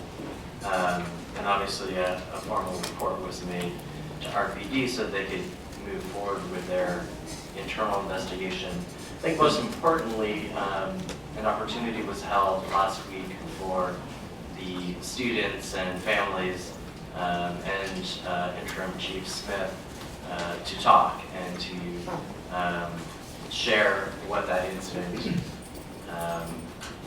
felt like and the impact that it had on the young people in the community. I was not able to be there, but I would share that it was a deeply emotional meeting, a very honest meeting. And one of the outcomes of that meeting is the students requested to do a restorative circle based on what they have learned about restorative practices as part of the pilot that we're doing there, to bring the officer and the students together to deepen understanding of each other's perspectives and try to heal and move forward from the incident. And so the school community and RPD are working to set that up. There's not a date at this time as far as I know, but I give an enormous amount of credit to our students who have the courage and frankly maturity to take that step and to invite in this individual who had caused so much harm for them and the community at Hill. And I think it is just one more reminder of how extraordinary our young people are, not just at Hill, but all across the school system. Ms. Dorr? Thank you for that, for following up on some of the next steps coming out of the meeting, and special thanks to the PTA for organizing and for all the parents that showed up and participated in the conversation. I had the privilege of being in the room, and it was one of the best, hardest, but one of the best conversations that I've had since being on the school board. And I'm glad that we're creating a culture where we can continue to have these important conversations. A couple of other requests that came out of the meeting that I just would love, I know we talked about this, but just to state, the children that were involved in the incident and many of the students at Hill experienced a trauma on that day, and so the desire to have counseling resources for the children, anyone that wants them, and then also a desire within the community to determine how we can continue to have these conversations. So I don't know the best format. I'll defer to the leadership and to the community's ideas there, but I definitely think this shouldn't be a static conversation. It should be ongoing.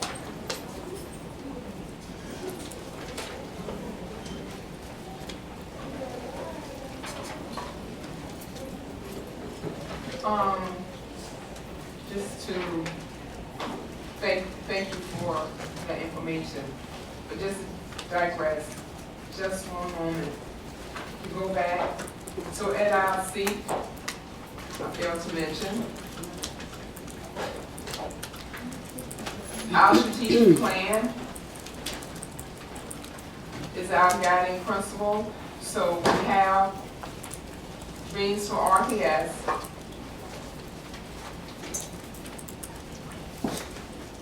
that, and the top 10 goals for the next 5 years for RPS, in addition to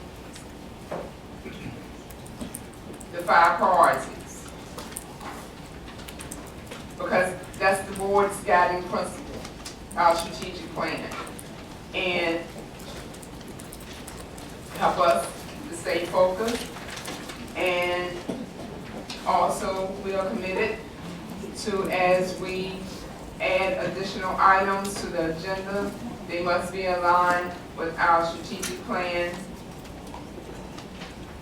And the 10 goals for the next 5 years, briefly, go over them. 1, accreditation. 2, graduation. 3, academics. 4, teacher retention. 5, equity. 6, satisfaction. 7, enrollment. 8, attendance. 9, restorative justice. And 10, funding. So this is to keep our goal on the prize. Our strategic plan, 10 goals for the next 5 years. So I just wanted to mention that to the public. That is our guiding principle going forward for the next 5 years. And our priority must be student achievement, supporting our young people. Move on. Before that, Ms. Burke. I just want to concur with your statement. And once we see this posted, this is wonderful. Thank you so much, Ms. Wilson. Once we see this all over the wall, we're going to have to guess. Or where there is no vision, people perish. All right? So for this to be before us in terms of what our goals are for the next 5 years, we're getting ready to step to another level.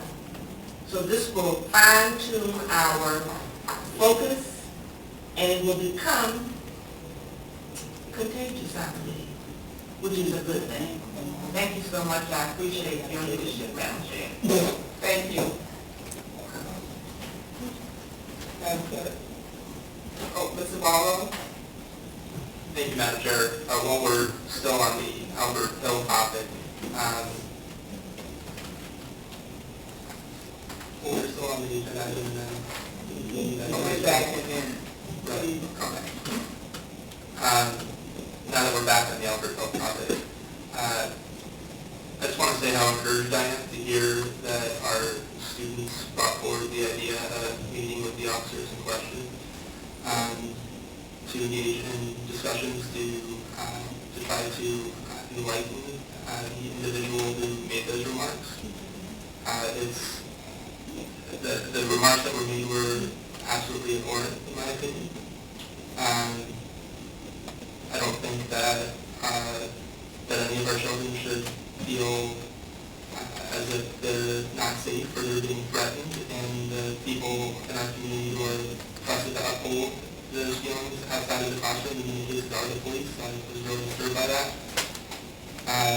So I am just really blown away by our students taking that gesture to hopefully open the mind of that individual and those of us in the community who need to see that kind of gesture.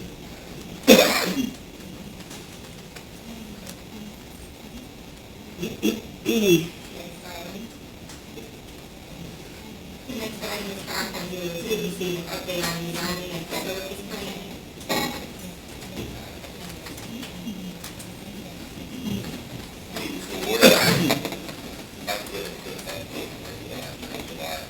Rezoning work. Last Friday, Congress submitted the draft report for that being capacity study and the medical study. You have to go to those reports after the review shortly thereafter. So you know about 130 pages of the economy. Now, I know there's a lot of questions around those reports. I would like to ask that we hold off until May 6th to get into those, because Congress will be here to address the board on those questions. I'd also like to just mention, with us moving to that place where we can name the people who want to nominate to the advisory committee. I think that we certainly have to play this coming Friday, and I know folks trying to get that reminded that once we get that, we're going to go back and our website, because we get the committee membership, names on days, meeting dates and times and locations, just that makes you have to any questions?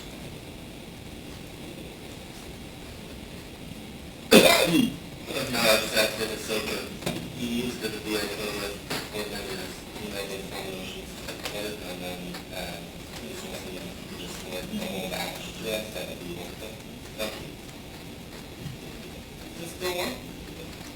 Just a couple of quick questions about I have asked a couple of folks to participate in this distinguished honor. But they have asked for some details on expected time commitments, expectations in general. Maybe you could provide, I think we said probably 2 meetings a month, until maybe November, but if there's anything, any other details that I know we don't really know, but you said about 2 meetings a month, but then you did sort of change it to that proposed settlement of the committee that that may change. So we can put together a requirements for the responsibility checklist for folks and checklist that should have the Yes. Ms. Gibson? Thank you, Madam Chair. Just a couple questions regarding the report. I appreciate, or I completely understand that when Dr. is here, we will have more opportunity of questions. I want to make certain that, given the experience with the last board and some of the issues that they had in terms of the accuracy of the data, I just think it's given them the utmost importance that we ensure that everything is accurate as here. And as I was looking at the document, a couple of things stood out, and so I just would like to make sure I understand, what data we provided to them, and just want to make sure that there is accuracy there. One thing that I noticed, and maybe I missed it, it's a big document, was specific to pre-K. Is pre-K part of their scope? It is, yes. And The buildings. is it in the document? I can't say for sure. Yeah. Where did you see it? Where did you see it in the report? I don't know. If I may, Chair, we only received this document on Friday ourselves, uploaded it to make sure that it was available to the board. So the administration even hasn't had a chance to fully absorb what is in the document, and so I just want to make sure that Mr. Simmons is able to have the opportunity to fully absorb it as well before we get too far down. So board members, if you have questions at this time, please send your questions to the clerk by the 19th. It's coming Friday. Is that a realistic date to submit your questions in preparation for the May 6th meeting?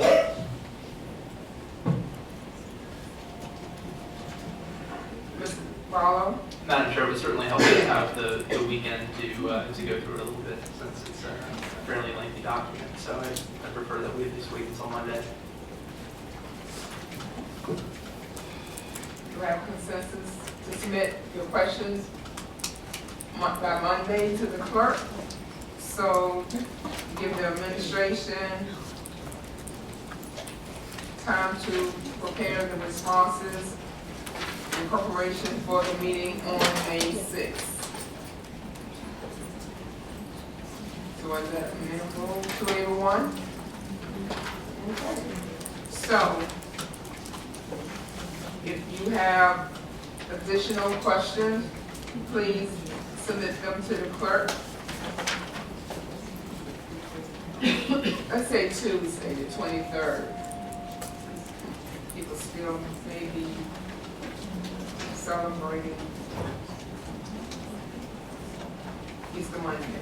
So the 23rd, submit questions to the clerk by the 23rd, by the close of business on the 23rd.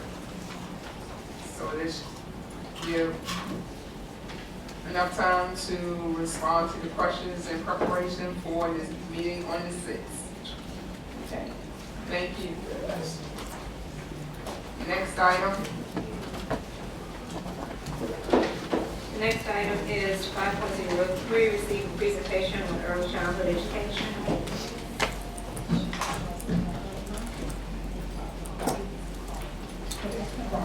Good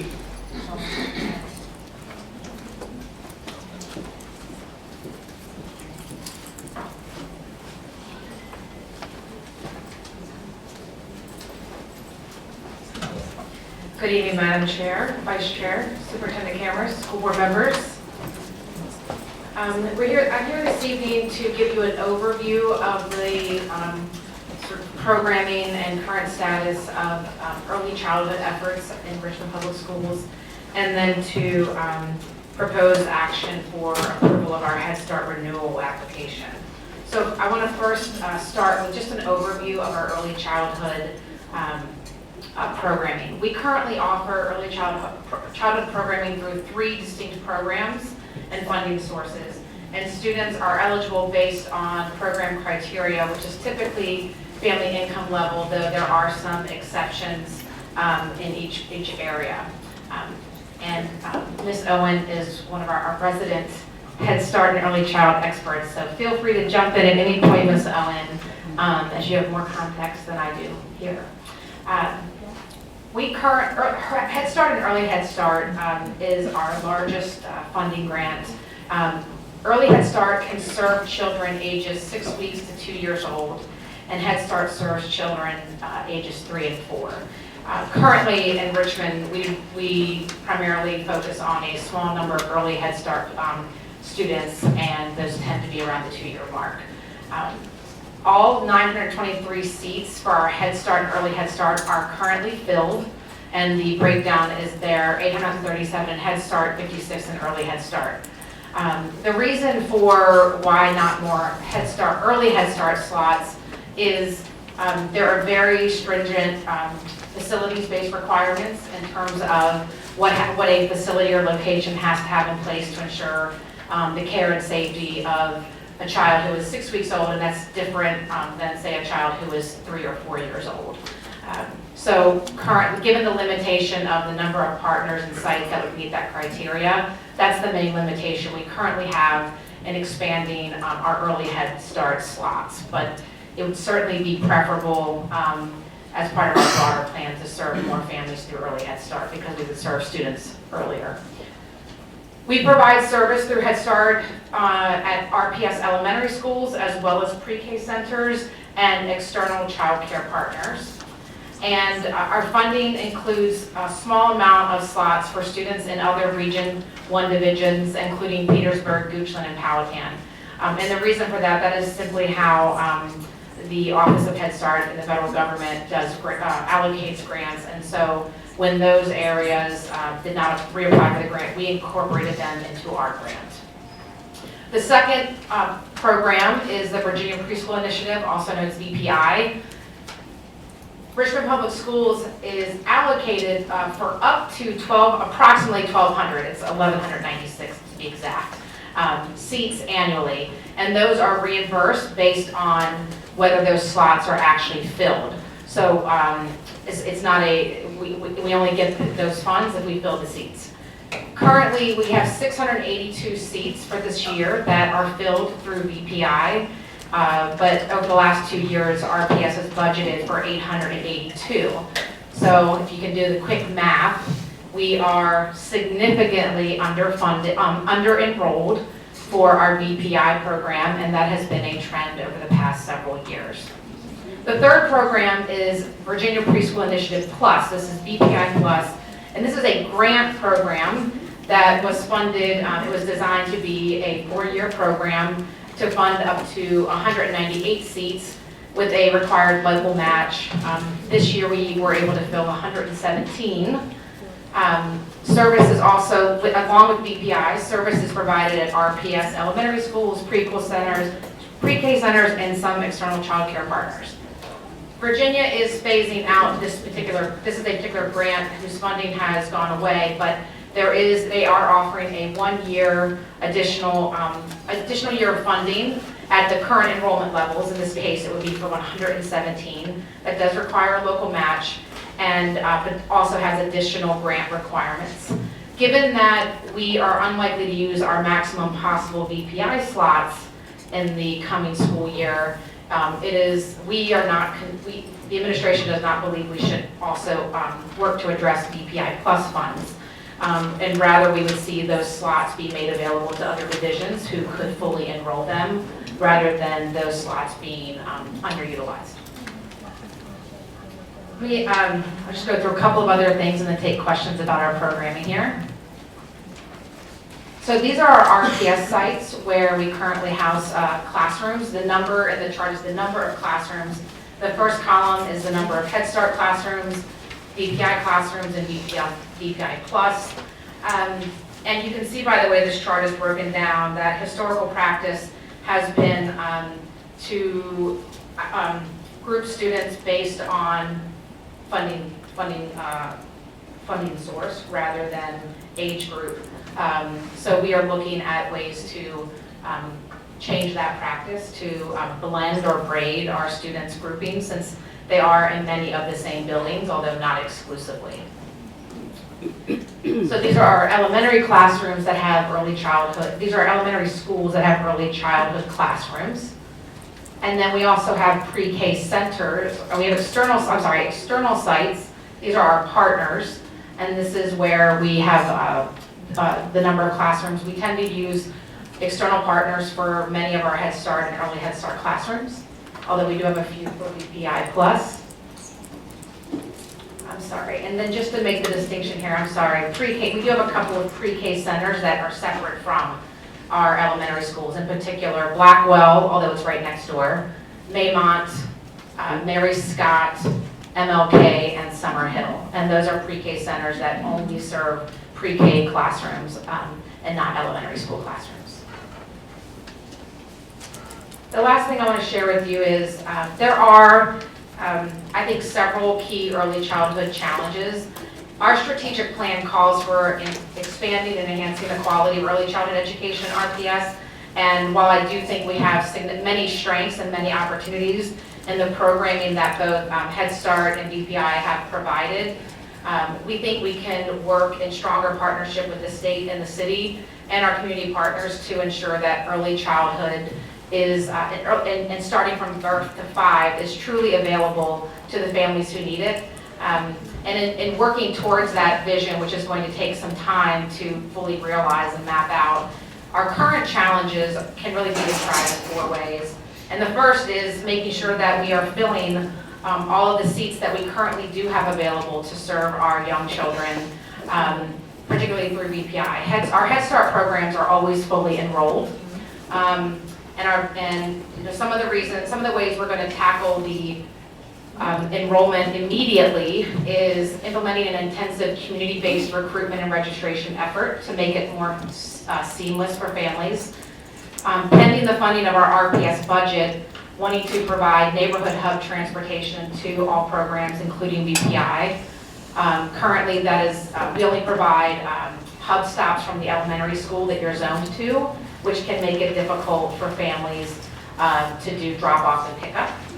We also do not provide aftercare, which is another factor that may be difficult for families. We're looking also at where the sites overlap or do not in terms of the areas of highest need and the numbers of qualifying families, and are hoping to include this in the rezoning process. So, for example, Blackwell Pre-K Center is under-enrolled, and it may be that as the demographics of neighborhoods have changed, the slots available may not match the need in terms of where we are located. As you can imagine, families do not want their babies to travel very far for school. We also want to explore where unused classroom space is available in zone schools. For example, our students who are zoned to Carver currently are assigned to Mary Scott. And while Richmond is a small city, that's still a few miles away for little ones, and that can make transportation and families feel a little uneasy in case they're not able to get to their children if they're sick or what have you. And then we are forming an enrollment task force to develop and implement other innovative strategies and to really think through, while we believe that transportation is a real factor and will really help us increase enrollment, we also do not want to rest on that fact and want to make sure we really are understanding all the factors that would be preventing families from enrolling in BPI.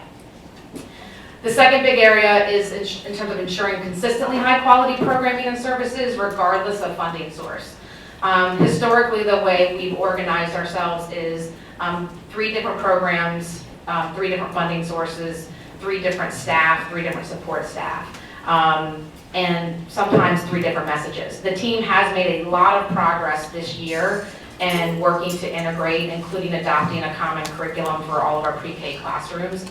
But we really need to take a hard look at how we set up our classrooms and teaching staff as well as our support functions so that we have programs running in parallel, are collaborating rather than running in parallel. We also, as part of that, feel that we need to reorganize our early childhood central support functions to provide more coordinated support. And I'll share with you what that means in just a minute. Again, we're currently organized by program and funding source rather than by function. And then the last area of opportunity here is to increase the number of age-appropriate sites for children who are 2 years and younger. And that includes exploring partnerships with community providers and preschool providers so that there are more sites able to house children in early Head Start slots, with the idea that we could minimize the number of transitions that families go through. And so those are some of the key areas.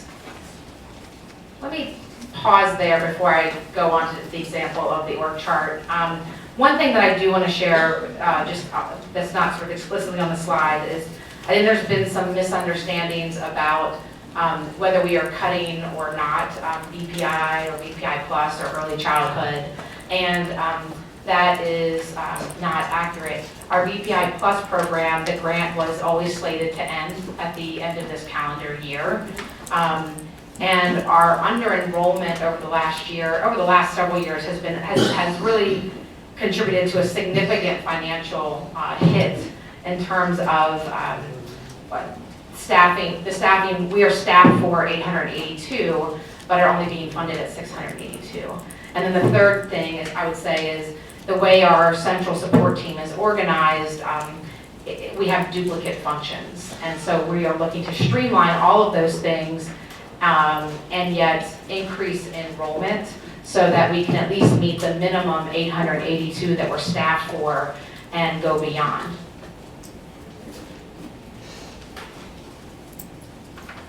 Miss Owen? Oh, sorry. I'm sorry. I get into teacher mode. This is the first time I've seen this. I do have real concerns about the change in the structure. There are some requirements for Head Start that I'm not sure this will meet, but I'll be happy to talk to somebody. And I would like everybody to understand one thing about early childhood. It is also a year-round program, and that has been a problem because at one point we had an early Head Start program in a school, which was great because we had some young mothers and their children had priority for that program, and they had that also some time built into their schedule. But they weren't open in the summer. And that's one of the problems with early childhood. It is very rigorous in requirements for the number of people you have working with the children, the physical space, has to be meeting a whole lot of requirements for safety and all kinds of things. So it's a tough thing, but it's also, unlike Head Start, which like our other pre-K programs is basically school year, early Head Start is all year. So that's been a problem with trying to add more early Head Start. And we were looking at converting some regular Head Start seats into early Head Start, but we have not been able to find the person or group that wanted to come up with that space and that staff. So, but I'm not sure that this early childhood team structure works with our Head Start grant and our people there. So I appreciate that flag. We've actually been in discussion with our grant officer, our program officers, both at the Office of Head Start and at the state of Virginia to talk through all of this, and certainly would not proceed without approval from them. And given your point that Head Start does tend to have more stringent requirements, and the way that we are thinking about this is we start with the most stringent and highest bar and then align our programming to that, in which case is typically the Head Start criteria. Mr. Young and Ms. Cosby. Thank you, Madam Chair. We all recognize how invaluable these programs are and the success there too in changing students' lives. My question regards specifically within RPS, the 3 programs that we manage, if we are measuring that. So if we measure in a way, even anecdotal, student performance relative to those persons that matriculated and through one of or all the programs perhaps, or 2 of the 3 programs, and vis-a-vis the students, perhaps peer students that didn't. Are we measuring that at all? So I think the short answer is there are impact measures that are required by both grants. And one of those is the PALS assessment that students take at the end of the year. Correct, Kara? Mm-hmm. The other thing is the state is about to roll out the Virginia Kinder Readiness Assessment, and so that will give us a universal tool as well. So each program, in addition to PALS data, which is the early reading inventory, we then have, each program has some measures, but one of the things we want to look at, to your point, is the longitudinal data on students who participated in this program. Where are they landing by 3rd grade? But the Virginia Kinder Readiness Program will also give us a more universal measure. And we expect to have a baseline. I believe that's going to roll out this fall, but we're still in discussion with the state on that. Ms. Cosby. Thank you. Thank you for this information. I do have a question. I know you mentioned in terms of potential cuts or organizational changes with VPI, that our funding wasn't quite there to support it because we don't have enrollment numbers. But I would ask that we go back and look at some historical data, because my understanding that this started in the 90s with 450 slots for the field. And the number of people in BPI doing central office, not, well, I'm just going to say central functions, it's not changed. So I do have a question, if we're using that, if we're saying that it's one of the reasons why we're making certain cuts, that we do look at our data to see if indeed. So to be clear, we're not making cuts based on enrollment to central staffing. We did, through our budget exercise, like many departments, there were 2 positions from VPI that were eliminated from the budget. But many teams experienced reductions or eliminations. We do have to work very aggressively to fully enroll students, because otherwise we're going to have to move teachers, and we do not want to RIF teachers or instructional assistants. And we cannot carry the full load at a 200 student deficit in terms of the budget next year. So when we talk about that, the push to get enrollment is really to make sure that we can keep all of our classrooms open, and that we continue to increase our allocation from the state rather than decrease it.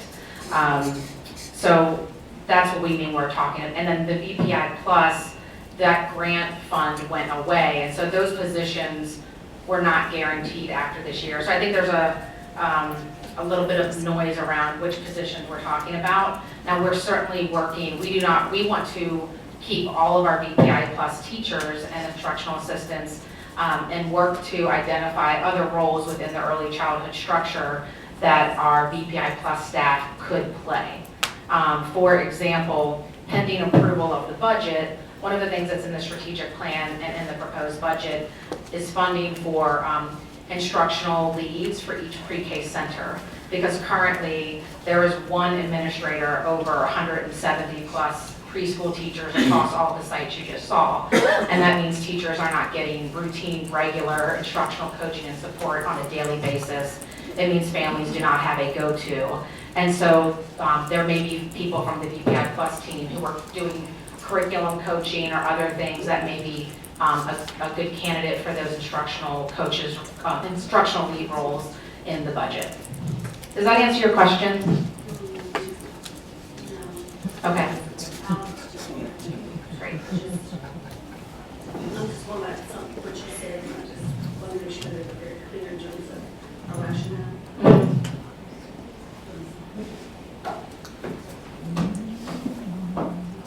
Ms. Gibson? Thank you, Madam Chair. So I apologize if I'm not following. I want to just make sure that I'm clear. So in the budget process, we decided to move forward with eliminating 2 positions from central office. And are there other job or FTE reductions that are outlined in this structure that are in addition to, or? No. So there are not. Well, if you're looking at the current structure here, there are VPI Plus positions that would also be eliminated. And we tried to indicate those where possible, but some of these have overlapped. So this is the current structure, and you'll see that it's by VPI Plus, VPI, Head Start. The lead health and family specialist actually reports to Head Start, but it would have made the work chart kind of, it wouldn't fit on the page. And then manager, so there should be a line there, but and then the manager of the pre-K centers. So that's the current chart.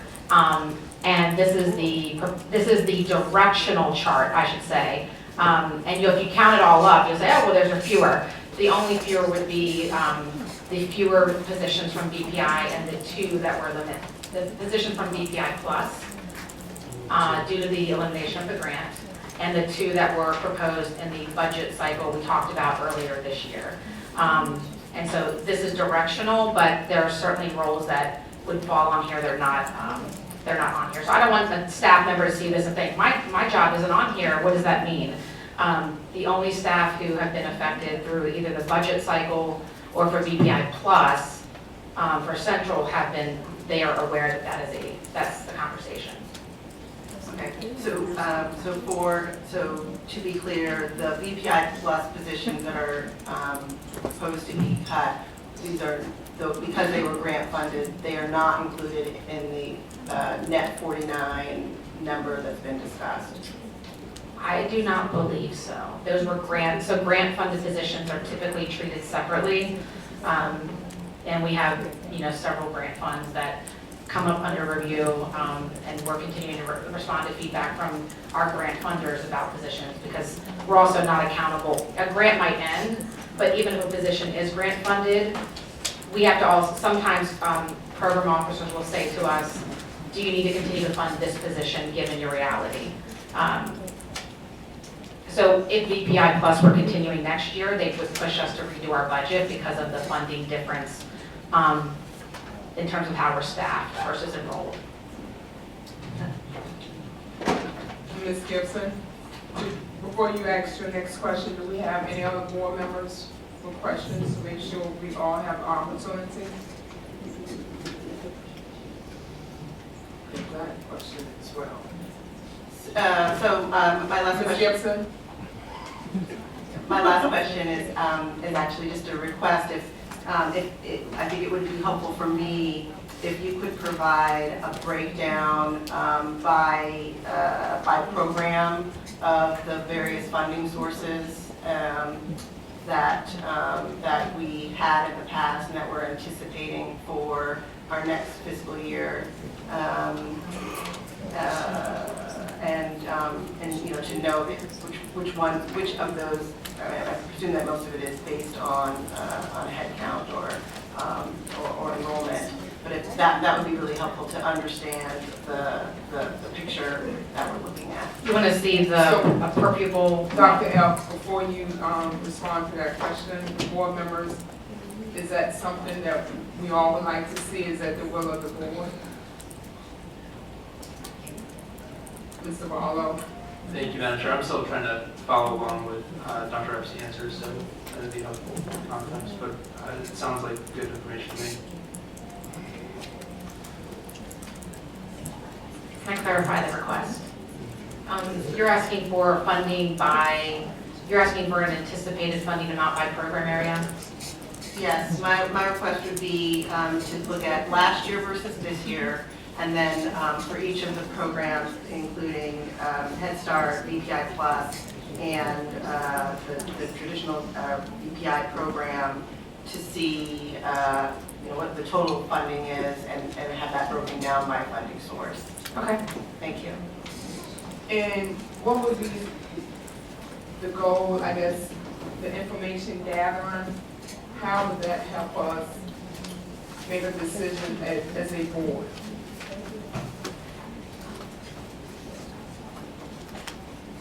Mr. Barlow? Well, I think it's necessary for us to make an informed decision about this, so we understand the funding sources and how they're impacted by the number of students that we have and how our staffing level should reflect our student population. And also, I heard you mention about the task force.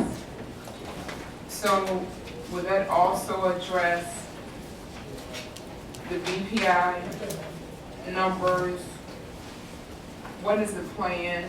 I guess would that be included as part of the work of the task force? How to increase participation for BPI? Because you said it's funded for up to 1,200 seats, but currently we have 682.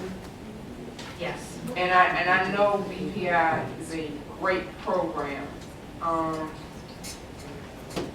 So I mean, I think that will also be helpful as the task force is doing the work. That's specifically the purpose, is to help figure out what the full universe of barriers are to achieving full enrollment, because we know that there are certainly 1,200 and more families who would benefit and who would desire and qualify for BPI BPI funded early childhood. So it is to really understand what those historical barriers have been. Certainly, again, transportation has been one, and pending the budget approval, we will be able to provide transportation to our neighborhood hubs versus zoned school hubs, which we believe will make a big difference. We need to explore ways to expand aftercare service, before and aftercare services, and other things to figure out what is holding families back from enrolling in BPI. We have 5 straight years of nearly 100% enrollment in Head Start, which has more stringent income requirements. And so really trying to dig in with the team to figure out what are the barriers in addition to transportation. And transportation is a significant one, but we do not want to assume it is the only one. Ms. Carlson? I just want some clarification. Are we funded for 1,200 or are we funded for 882? We are funded for the students who are enrolled. It's a per pupil, similar to K-12 funding. So we're not funded for 1,200 because we don't have 1,200 enrolled. We are allocated, so our entitlement. And since 2014, to put it another way, due to unused slots, we have left $5 million on the table for BPI students that we could have served. Ms. Owens, Ms. Dorr. Go ahead, because I think what I want to do is we need to approve the Head Start grant. We do need to get to Head Start, which is a different topic, but, well, whenever you all are ready, but I wanted to make sure I answer your questions here first. This is an initial just overview of kind of the state, so I'm happy to take additional requests and come back.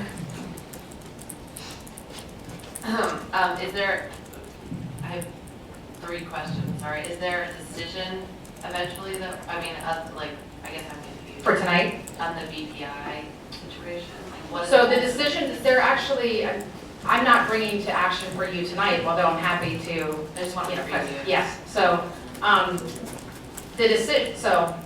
the only decision on the table is, should RPS pursue accepting funding for VPI Plus for a 4th year, which would be for 117 slots.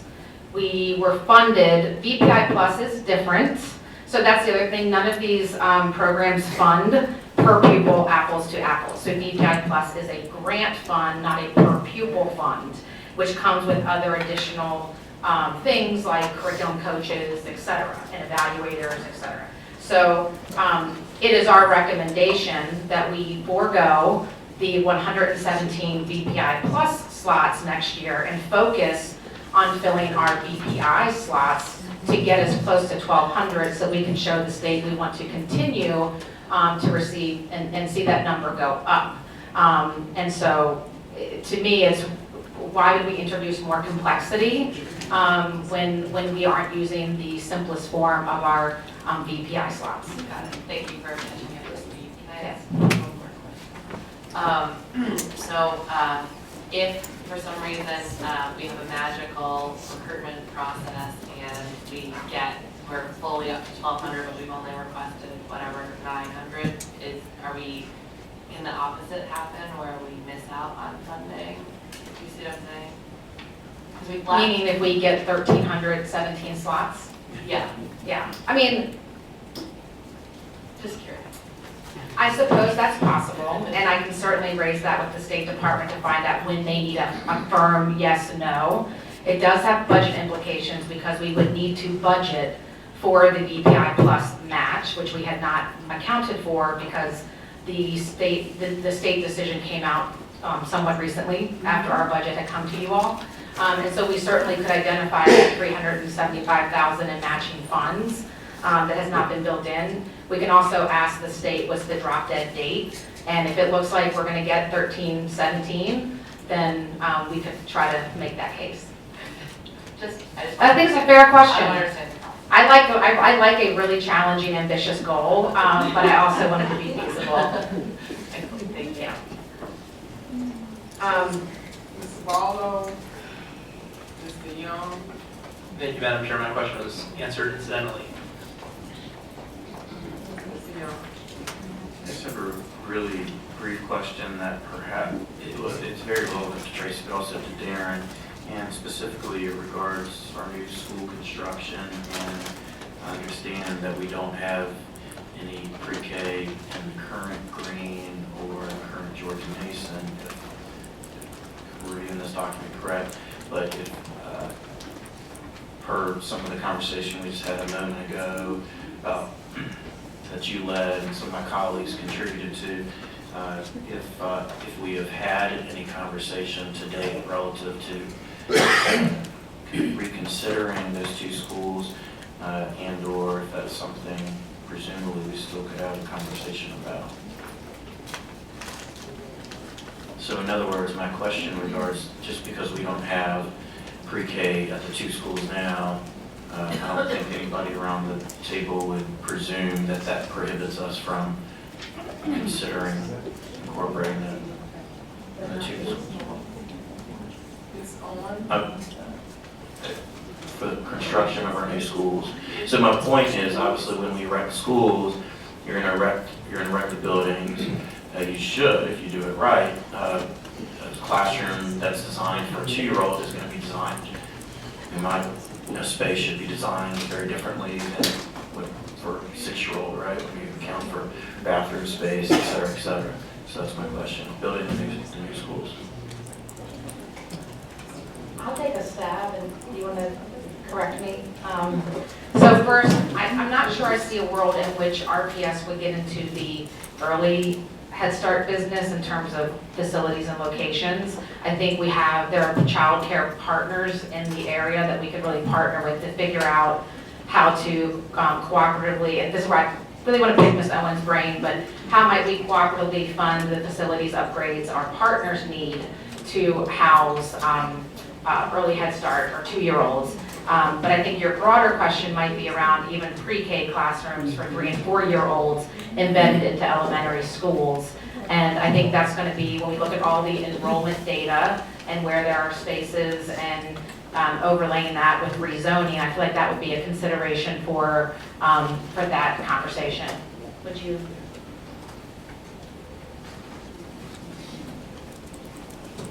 I'd also add that we've had a number of other conversations with places, and that while it's not too late to go back now to architects and try to add those pre-K spaces, there would be a cost type of that, sure. Mr. Young? Thank you. I mean, just at the risk of perhaps stating the obvious, for example, yours truly has advocated for consolidation of Summerhill Pre-K, which is one of our largest facilities along the Blackwell. Well, it is the second largest, 14 classrooms. So my point is I just want to make sure that we're thinking strategically in regards to when you build a building, you're only going to do it one time, perhaps putting on some kind of addition. I hope we're just not, well, I look forward to us having that very exhaustive discussion about all the different kinds of options within what we're planning on doing, not adding on to anything, but within the limitations of what we're already doing. I hope that makes sense. So Dr. Elton, I just want to add a note to what my colleague just said.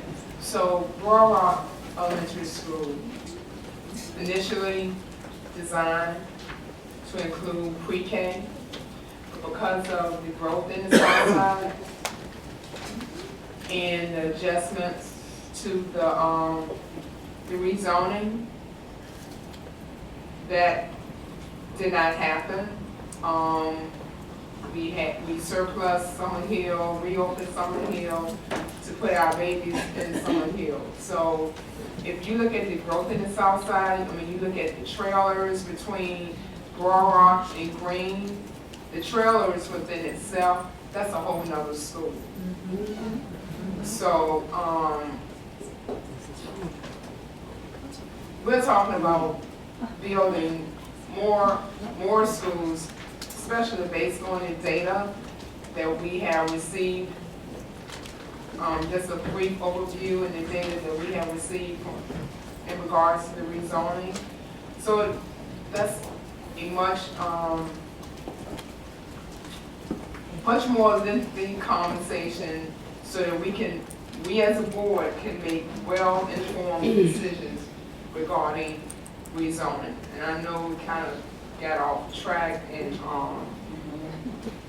BPI, but when you said that, it could trigger something. And then I do have another question before you proceed. You made a statement about because we've been under-enrolled, funding has been table, is that?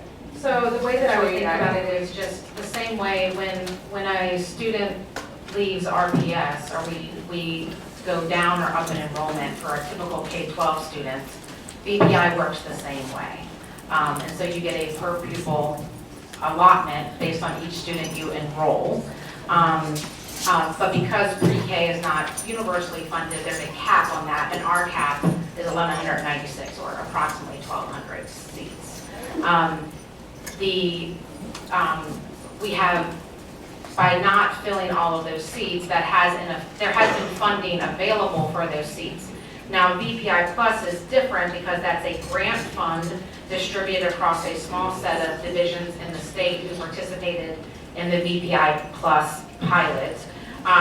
And each year, there's been an adjustment or reduction in the award based on a host of factors that is not always specific to RPS, but what's happening in other divisions. And so if there's money that for BPI Plus that we weren't using, that can be and has been reduced to say give it to another place who has filled their BPI Plus slots or might have a waiting list.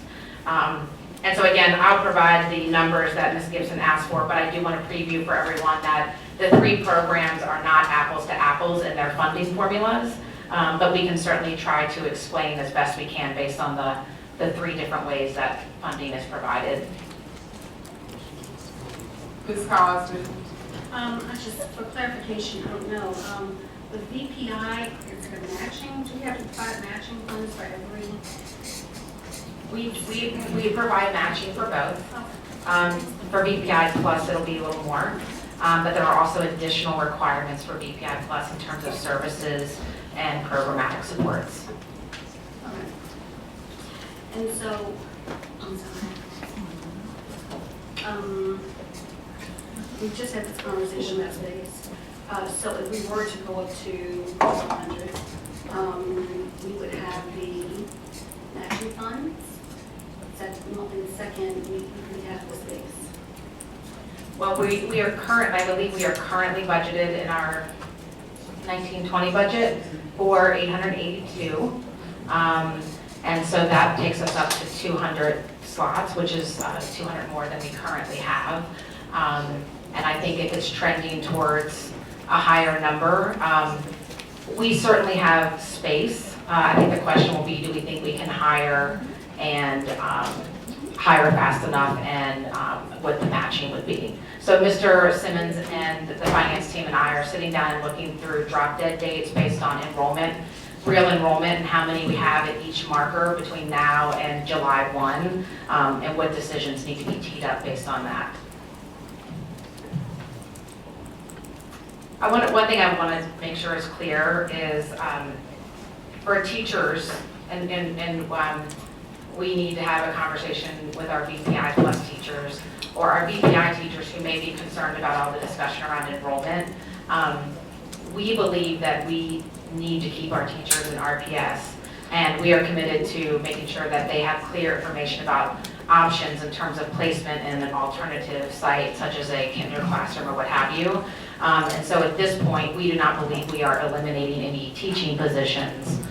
It's not our intent, and if it looks that that will happen, we certainly would be looping people in as soon as possible, but that is not currently on the radar. I just want to make sure that that's very clear. I don't want our VPI Plus teachers to worry about that. Okay, any other questions about early childhood in general? Okay. So the next thing I want to do is go through, as I shared. If I may interrupt, I believe the Head Start grant application is a later agenda item. Oh, it's not, So, okay, gotcha. but it's the will of the board if they want to move it, but the agenda has been adopted. So. Okay, sorry.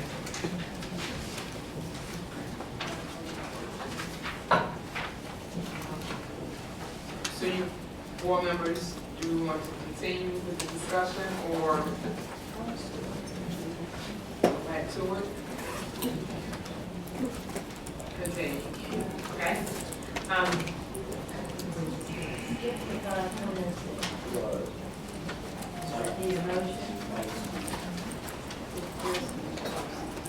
General consensus. That's okay, thank you, I apologize. Shall I proceed? Okay. So last year we were awarded a 5-year grant through Head Start, Early Head Start, to serve nearly 1,000 students. And, but it is required that each year a renewal application is submitted for approval. And we are submitting our renewal plan for the continuation of our total funding of $7.8 million to serve 56 early Head Start slots, to serve 867 Head Start slots, 136 of which will be served in Petersburg, and also 1 class each of 17 students in Powhatan and Goochland.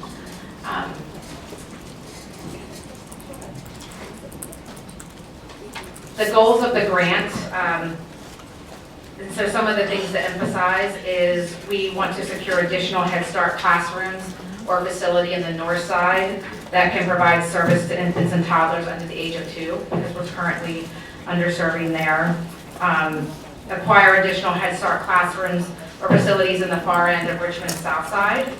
And we can do that through grant partners, child care partners.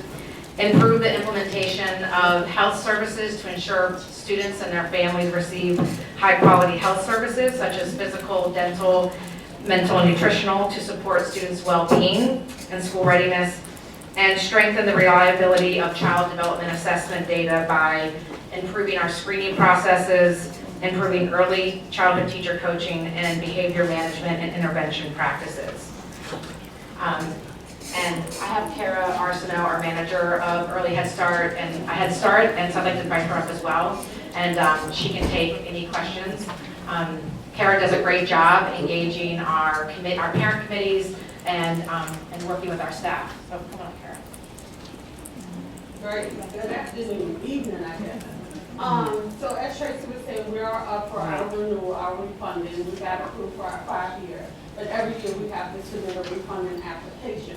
And so in that application this year, we're not making any major changes. As she said, we're still serving the 56 slots for our Early Head Start kids, which is the 6 weeks to 2.5, and the 867 slots for our 3 and 4-year-olds. We're still going to do center-based services. We just find that to be the best need for our parents because our parents are working, so home-based services is not an option for them. Their kids need to be in the center. We do partner with the child care providers because we try to place our families. I've heard a lot about zoning. For now, our Head Start kids are not sent to their zone area just because either sometimes there's not a school that we have services at, or they need that before and after school services, which is helpful as a child care provider. Because those child care providers will also pick up their older kids. And so mom or dad can pick up all of their kids in one place in the afternoon. So we try to figure out where the best place is for those children.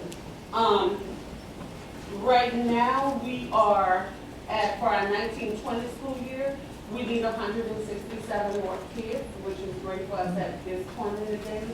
We have 564 slots we have filled. Parents have been notified, that includes our returning children, and all our parents have been notified, the new parents, as of now. I put in your packet the recruitment selection just for your FYI, where we recruit and how we choose parents. We are not a first-come, first-served basis. Head Start will not let us do that. So we wait a few weeks and then try to find people according to their criteria, who is the highest. We do serve 10% over income, but to be clear, we serve the 100 to 130% over. So those are those families who, if like for a family of 2 and Head Start, you can't make more than $16,000. So if we have a family making $18,000 and it's a 3-year-old, we use that 10% to serve that family because that family doesn't have another preschool option. So we only do 10%. If you're 285% over and 500% over, even though your child may have a disability, we can't consider accepting that child as a part of 10% because we would have to show that there is no other child below income that could benefit from that slot. And we've never been able to show that, to justify giving that slot. And so I think that's an example of the incredible complexity and requirements that Ms. Owen alluded to. And that's one of the things that the team works through in conversation with families to get them the right placement. Yeah, and our Early Head Start kids are served in child care centers. One of our goals is to try to find more providers who could serve Early Head Start, but again, facilities have to change for them. They require sprinkler systems. They require the vacuum for our babies with cribs. We're also looking into child care providers in the far east end, like down the Hull Street corridor, where Elkhart used to be. We have a lot of families there, and the closest site for them is still Blackwell. This year we have 4 buses that we provide to 5 sites. And it's kind of worked out because we're getting people closer to their home and using our transportation for people who live further out that is not close to a site. But parents are welcome to choose any site that they want to if they can transport. In terms of our budget, no major changes except the one for our delegate agency, Petersburg. We have not provided them with any additional funds for the last, well, I've been here 5 years, so 5 years. probably more. And as expenses go up, they're coming close to their budget every year or going over. So we still have to make up that difference. So we're gonna give them an additional $70,000 so that they can have room for the increase in salaries and supplies. Right now, they're just going on a low Kara, budget. can you explain a little bit about the delegate process and why they are part of our grants? So Petersburg, as long as I've known and been in Head Start, has always been a delegate to service those children in Petersburg, because the next closest site in Petersburg would have been Dinwiddie. So RPS, when they got the grant many years ago, selected Petersburg to be an extension to provide services to Petersburg, because they do need it. It's a very low-income community and they're struggling. So they do provide 136 services to 136 children, and one preschool center, Westview, that's along with the BPI and BPI Plus program. They provide transportation, and I oversee them as well. We do the monitoring there. They have a Head Start coordinator, but ultimately we are still responsible for those children. Just like you put kids in Richmond and Powhatan, those classrooms. What questions do you all have? Mr. Young. Yeah, thank you.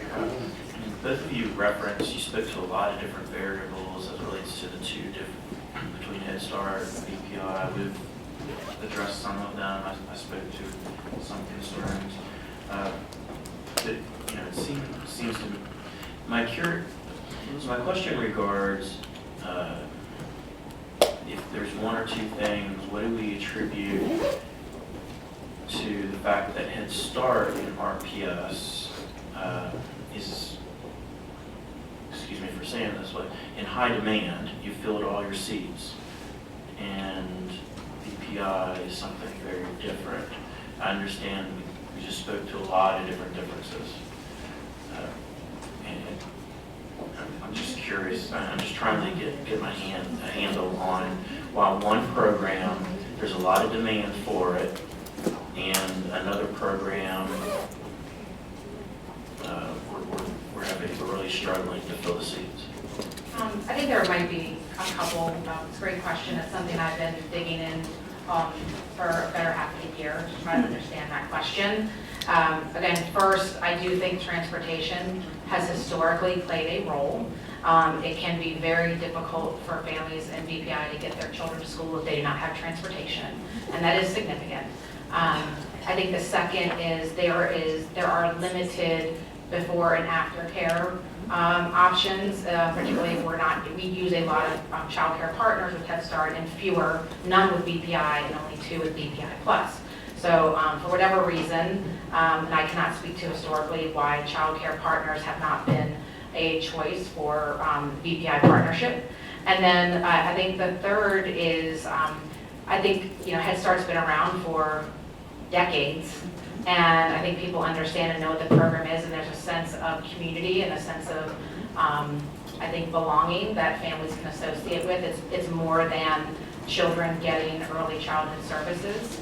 And I think while BPI has the potential to offer those things and does in many ways, I think the brand has not historically been as universal as, everyone knows it. Most people know exactly what you mean when you say Head Start. So those are 3 general thoughts. Is there anything that you would? No, I would get the comprehensive services. We work with an entire family. So when we work with your child, we work with mom, dad, setting goals, helping people get housing, referring people. So Head Start sets it up where you're working with families comprehensively, not just a child, but the entire family. Over everything, health, helping find health care, the doctor, following up on your dental. I think it's just a comprehensive services that we offer. And when parents get in, I think they like where they are and they just kind of stay in, I'll keep my kid another year and then move on. And this speaks to the earlier conversation, but that's why our vision in a lot of ways is to work with the subcommittee of the Ed Compact and others around the state, the area, to figure out what really should be our early childhood vision and what does it mean in RPS regardless of funding source, and how do we meet the intent of the funding sources and go above and beyond so that early childhood RPS is the same high quality set of services for all the families who need it. Cosby? I just want to piggyback off of what Mr. Young said, well, not really, well, I don't know, but it relates to what he said. And that is in terms of interest. So when we look at registration for Head Start and VPI, do we have numbers or trend data in terms of just the registration? So is it just 600 for VPI, so much for Head Start? Are we talking about more like 1,200 or 2,000 for VPI and maybe the same for Head Start? That to me dictates interest. Any current numbers?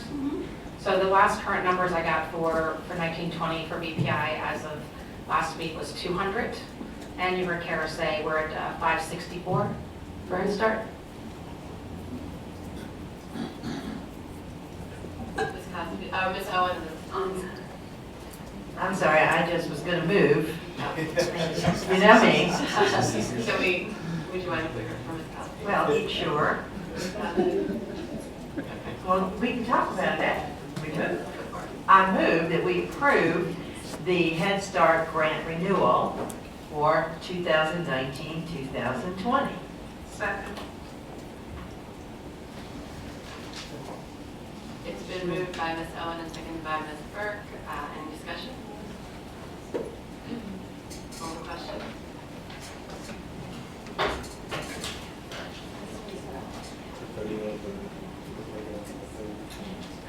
Ms. Owen, I believe your motion was to approve the Head Start renewal grant. Grant renewal for 2019-20. And it was seconded by Ms. Burke. Mrs. DeBarlo. Yes. Ms. Gibson. Yes. Mr. Young. Aye. Ms. Cosby. Yes. Ms. Burke. Yes. Ms. Owen. Yes? Ms. Dole. Yes. Motion passes 7-0. Thank you.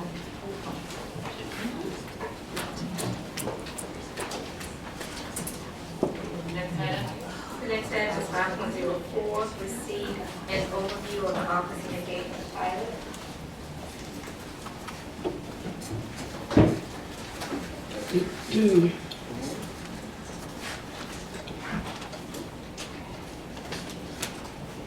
Good evening, Vice Chair Dorr, school board members, Superintendent Cameras. I'm here today to share an update for the Office of Engagement. The newly created Office of Engagement is based on the belief that we will not be successful, we will not improve learning outcomes for students without deep family and community partnership. I'll wait for my PowerPoint.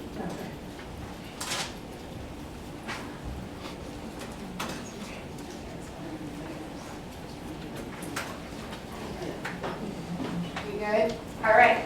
So again, the Office of Engagement is based on the belief that we will not improve learning outcomes or be successful without deep family and community partnership. And this is not just our belief, but this is what we heard in the community, whether it was when we marched, whether it was when we marched during our renaming engagement activities in the Parent Advisory Council, during our strategic plan sessions. This was a belief that we heard echoed from the community, but also these are all examples of what happens when we work in partnership with family and community. But we know that the belief is not enough. And now we have to put in the strategies and the structures that are going to lead to high impact family engagement. Now, what we're doing is we're shifting mindsets. And I'll be honest with you, our teachers get it, our families get it, our community gets it. Family and community engagement is an academic strategy. And if we put the money, resources, positions, and structures in place, I am confident that Richmond Public Schools will not only improve learning outcomes, but we will be a model for family and community engagement across this nation. Now, it's important to note that there are multiple ways to engage families, but our goal is to really move from lower impact engagement activities, such as potlucks and presentations, more to high impact engagement activities, such as home visits. Now, Dr. Karen Mapp, who's a leading expert on family and community engagement, she said that effective engagement really consists of 4 things.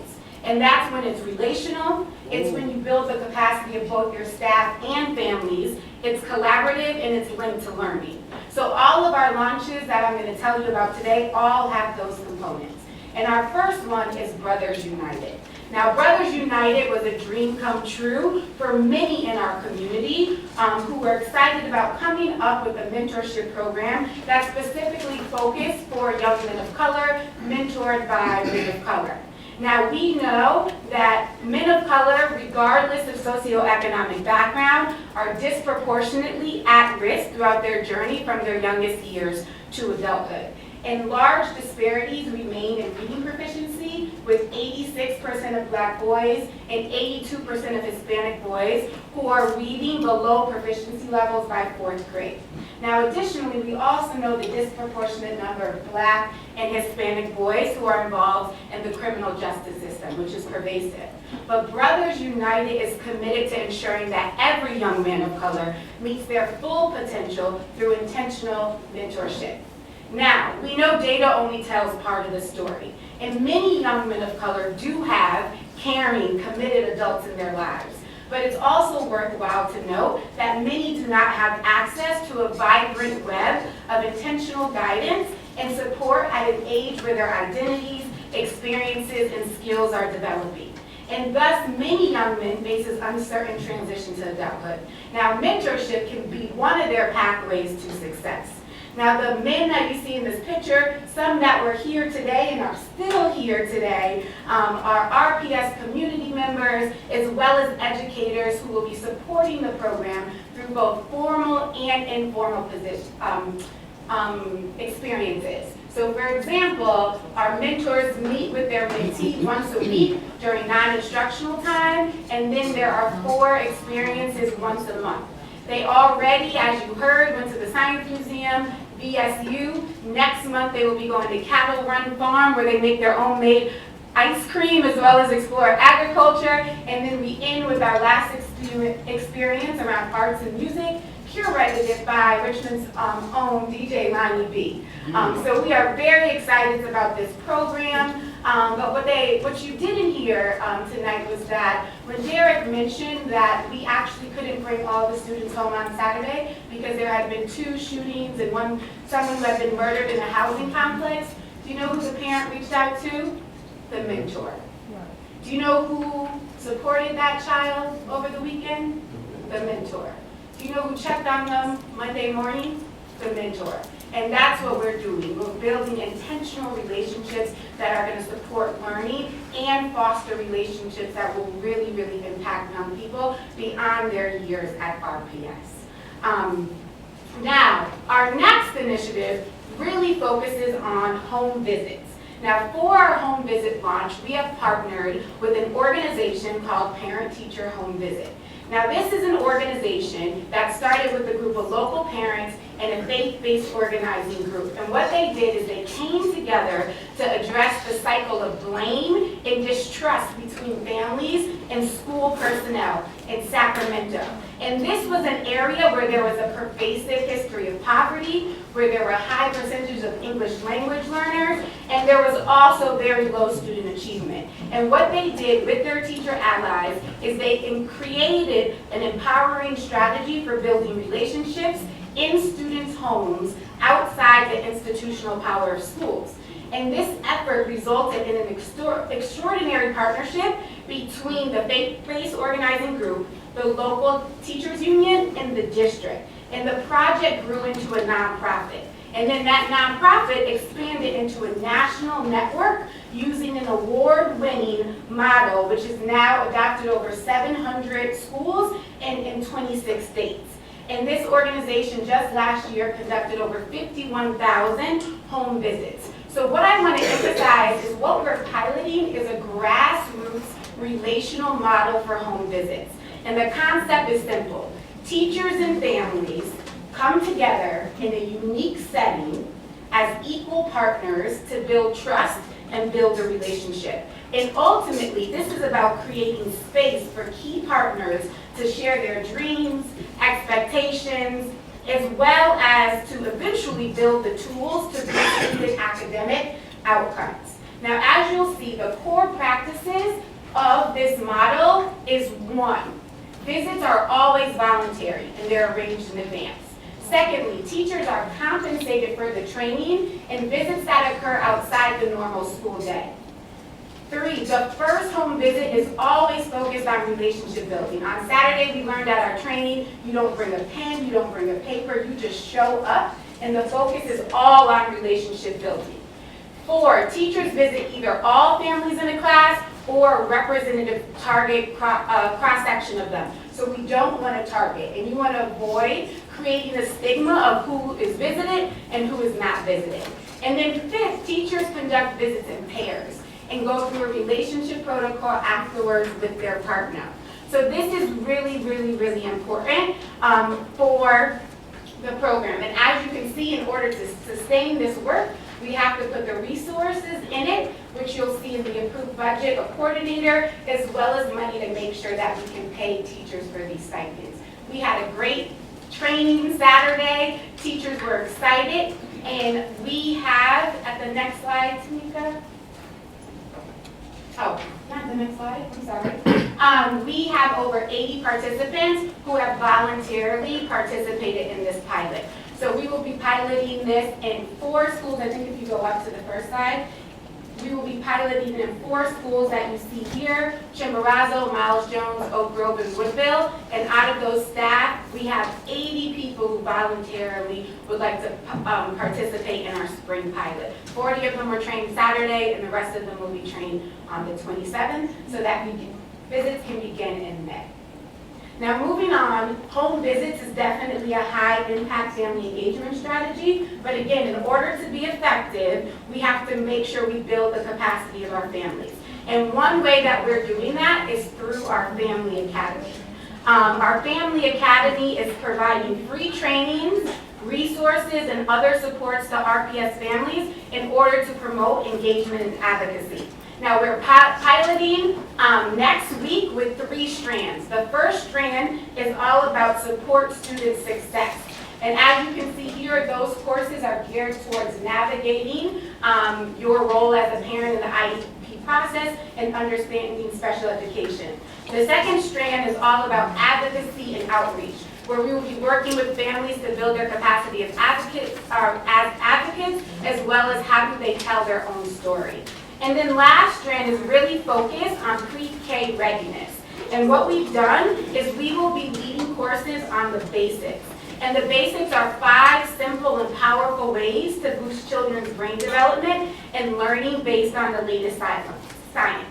Now each training, families have an opportunity to have a Family Academy passport. So the more trainings that you attend, you can have stamps. We have raffles at each training. Our goal is for families to attend multiple trainings, but even if they can only attend one, for instance, Maximize Love, Manage Stress, every family will receive one of these bins in which there are activities that they can use at home to help them maximize love, with books on love, as well as manage stress, breathing bubbles, Play-Doh, but every family will walk away with one of those tools. And then our last initiative, I just want to highlight our Department of Community Partnerships, which will serve as a doorway for partners into RPS. And soon we will roll out an enhanced management system that will really streamline all of our partners so that it is more focused on our strategic plan priorities. Now, we've already begun to see the dividends from our improved community partnership initiatives, both at the district level and the school level. In October, as you know, we announced our partnership with VUU, in which they provided 50 full academic scholarships per year over the next 5 years. We have extended that deadline. We have received a couple, but we're going to be extending that deadline to the end of the school year. And what we heard is from our community is we really need to provide some sessions to help students fill out the applications. So we have 2 this week, and we're going to be providing more. We also have a commitment from VU to make sure that we can be innovative so that we can fill all of 50 scholarships. and they're committed to helping us with this. And this partnership has really generated excitement from our students, our families, and community, and it's extremely inspiring about what we hear from our students, which is they want to continue on to higher education, and we know with the backing of our community partners, they will do so. We also have found enriching and creative ways to engage our communities and our volunteers at every school. As you remember this summer, we had our beautification efforts. We are going to be continuing those efforts this summer, as well as working with local artists on community-based mural projects. This year, our murals will be themed around our shared Richmond history and the power that investing in future generations of leaders will have on our community. So in closing, we have a lot of work ahead of us. We know it starts with our belief in deep family and community partnership. That's clear. But as we move forward, our goals are really to get proximate, to get close to the families and communities so that we can better understand them, especially those who are experiencing inequality. Secondly, we want to change the narratives that often sustain problems. Specifically, narratives that fail to acknowledge or accurately portray the reality of our system, our students, and our families. And then lastly, our goal is to maintain a sense of hope. We have to be hopeful, and urgency is nothing without hope. We take the hopes and dreams of our families seriously, and we know with your support we can make those a reality. Thank you, and at this time, I'm happy to answer any questions. Mr. Young? Ms. Burke. I'll defer to the lady if you want to go. Well, Shade, first, I'm really excited about everything you just shared and super excited about seeing all this come to fruition. I do have one inquiry and one thing a little suspect about, but I know you'll address. And in regards to what I'm suspect about is the value, presumably, of 2 teachers going to a home, the value relative to being able to share their perspectives with one another would exceed, presumably, the cost of what may look like, what from a family's perspective may look like RPS ganging up on them. I presume that your team has had some conversation about that. Yeah, so another way of looking at that would be 2 members coming into my home gives me, instead of 1 point of contact in the school, now I have 2 points of contact in the school. So not only am I familiar with 1 person, but I'm familiar with multiple people and gaining a greater sense of community.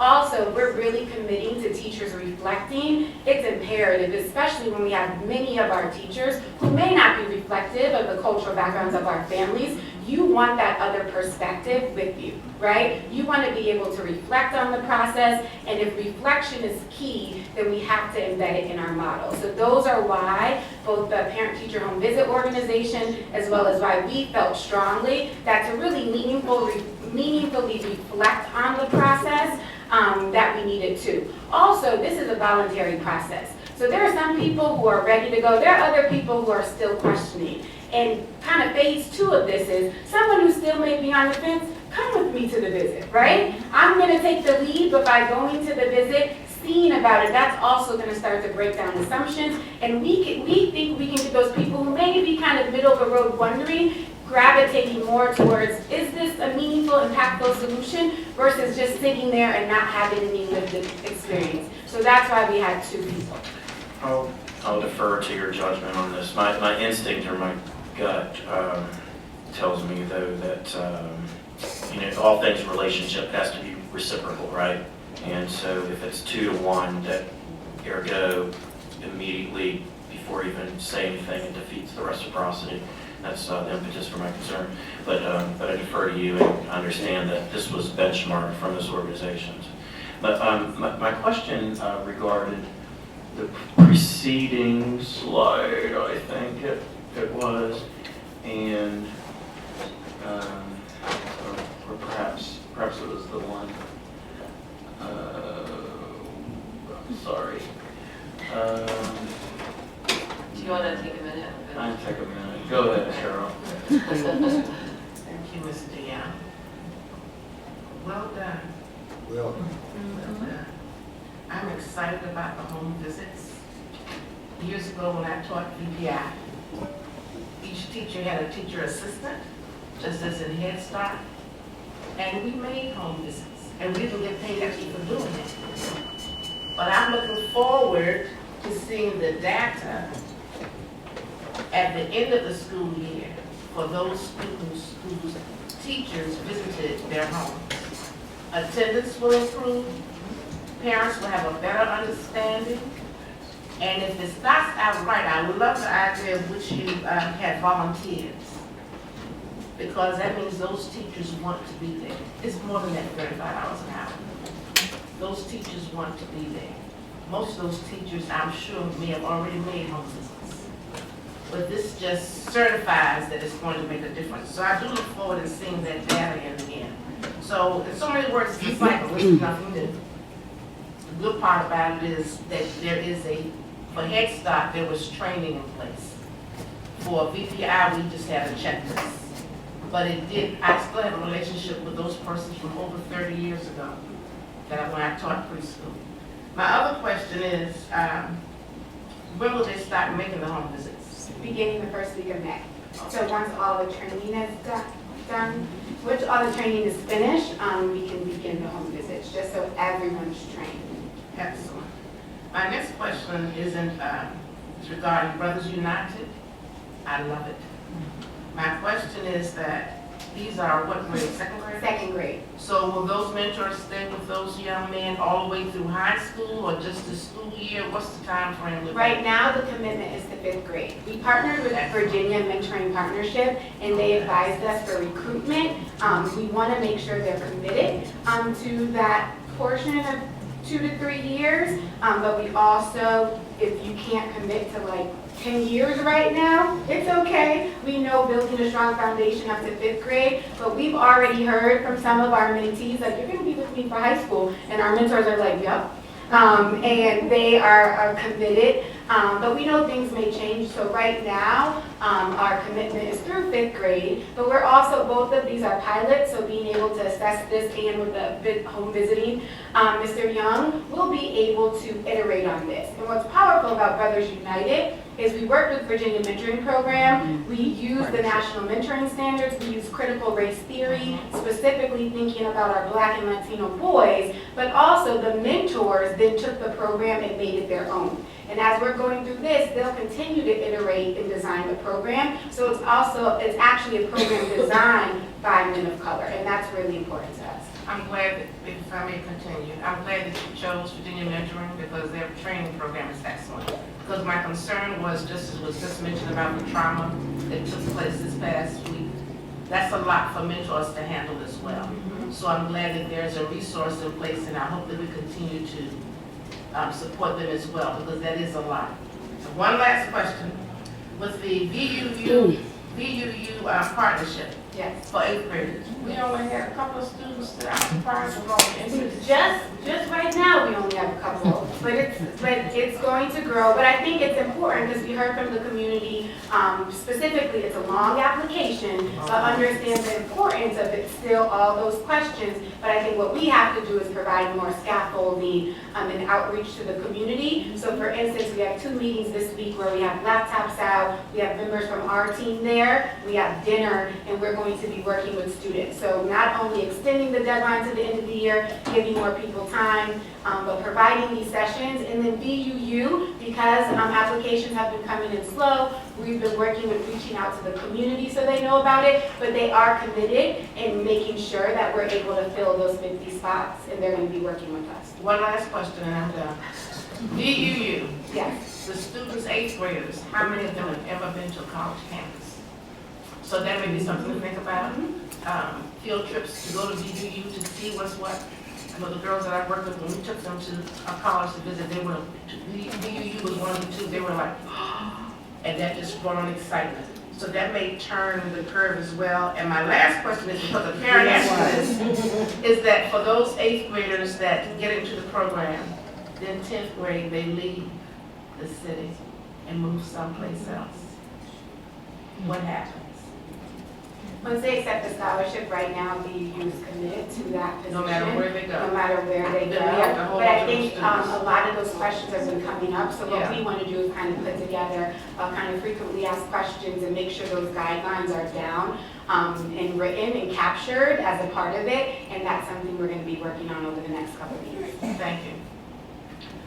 Ms. Owen, I forgot, Ms. Cosby, sorry, Ms. Owen, Ms. Cosby, Mr. Young, Ms. Gibson. And I know we're all super excited and passionate, but if we can try and limit our questions to maybe 2, and then I'll come back to you. Thank you. This is wonderful. I have just 2 things real quick. First of all, it is my understanding that the families can say, no, I don't want you in my house. Absolutely. I don't want to visit with you.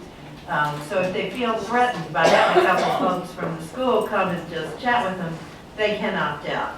So that might help with some of what you're saying. Although I think most of our family is going to be, yeah, come on. The other thing, I'm really glad to hear you in your presentation tonight talk about the fact that the mentorships, this is the pilot program, but our Hispanic young men are also going to be part of that, because that was addressed last week. We had a speaker who was very upset that it seemed to her that it was only targeted for African American children. So I want to be sure that our community knows that this is for our Hispanic young men, our black and brown, both colors. Yes, all men of color. And the reason why we chose, we started with Mason is because this really came from the leadership of RPS teachers. And there was a teacher, Mr. Yates, at, I think he's still here, who really was passionate about this. And I think we've said we want to create opportunities for teacher leadership. And he wanted to take that on. So we are pleased that he's not only stepped into that role, but recruited other teachers from Mason and community members to do that. But this is a program for all young men and all mentors of color. Ms. Cosby. Thank you. This is exciting. I do have a couple of questions. One, what criteria was used in terms of choosing the pilot programs for the the home visits? So what we did is we partnered, or we met with Flamboyant, who's an organization that specializes on family engagement, and they do home visits nationally, and looked at kind of who was doing this in the field, and made various kind of phone calls to people. The major one that kept rising to the top was the parent-teacher home visit. We also looked at who had kind of the largest catalog in terms of who has done this on a national level and has evidence-based practices. I'm sorry. No. I'm sorry. Okay. Oh, the I'm just schools. talking the schools. Oh, sorry. I thought you meant the organization. So that was based on recommendations from both our chief schools officers as well as principal directors regarding good, possible good places to start. And then also talking to principals of those schools. I think because it's voluntary, we also wanted to start in places where there were home visits. So kind of talking to principals, talking to schools, for example, Oak Grove, which is one of the pilot schools, they were already doing lots of home visits, but didn't have the training in place. So it was a mixture of leadership recommendations, talking with some of our principals, and then also looking for places where it may already be taking place. I will just make a comment. I just noticed we have all elementary schools, and I would just suggest that as we move forward, I know these are pilot programs, that we do look at our middle and high schools as well, especially since we know that parent participation drops off at those levels. So, and that is one way of keeping the families engaged. Second, I did have a question about VU. I'm glad to hear that we've extended the deadline, that we are hosting the information sessions. I had sent a note before. I did ask, and thank you, Mr. Hughes, for letting me know how it was being promoted. But even on our website, it's not on our website. Yeah. It's on the VU's website, but not on ours. So on the homepage, rather. I don't know if I have to dig or go through. But I would just suggest putting it on the website. And also, as we think about other ways of increasing the application base. And Ms. Burke brought up the point about maybe having some trips, young people go to VU, but not just for this. So once we get in the applications and students are accepted, how do you keep that momentum going and that relationship going? So I think it has to be a concerted effort to do things, RPS, DUs, whether it's regular meetings on campus or what have you, whether it's a little small leadership academy, I don't know, but those things just to make sure that our students remain engaged. That's great feedback. Thank you. If it's okay with you, I'll defer to Ms. Gibson to come back to you. Thank you. My question is actually just more budget related. So I was hoping to get clarity on the funding for these pilots were, we approved in on last year's budget. The 100,000. And so we had the parent partner program pilot, and was that total budget was $250,000? No, it was $100,000 that you had denoted to like the living room chat home visits. That's what we used for our pilot this year. Okay, so there was another one for, I thought, parent partner program pilot. I have it in my notes, but I could be off. And then, so the living room chat pilot program, and then the other two, the restorative justice and the trauma informed pilot programs, those are being done by another team? Yes, that's in Chief School's office. Okay. So yeah, it would be helpful to see just for this year what we've anticipated spending out of that budget, and then I would just want to get clarity on this parent partner program pilot to see if that was something we decided not to move forward with, or thank you. Gia? Thank you, Madam Vice Chair. Yeah, I'm really excited about the home visits. I think this is a game changer, candidly, for all the reasons that you spoke to. My inquiry, though, and thank you for accommodating my lapse in memory from a moment ago. I heard the word streamline pertinent to our community partnerships, and candidly, in full disclosure, when a previous administration used language comparable to that, I was very critical of them. So I will just make my point. I hope that we would not get in the way of our CEOs, our principals, continuing in partnerships that they have evaluated and that they have assessed as providing real value or merit to their students, because we downtown thought something different. Absolutely. We just want to create the infrastructure so when they do that, we know who they are, we have a copy of the MOU, and we can help monitor it against our strategic plan goals. That's why I love this administration so much. That was an excellent answer.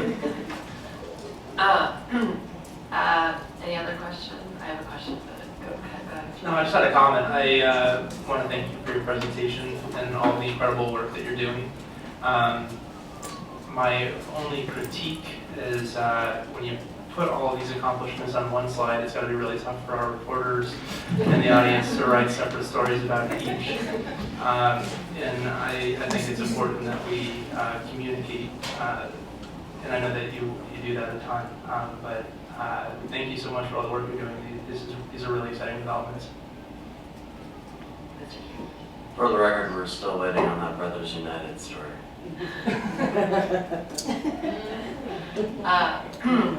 Yeah, I echo everyone's praise. This is awesome. I did want to piggyback off of what Ms. Burke touched upon in regards to measuring outcomes. Obviously, graduation rate is probably not going to change in the month that we do this pilot this year, but certainly next year it'll be great to see how these cohorts perform.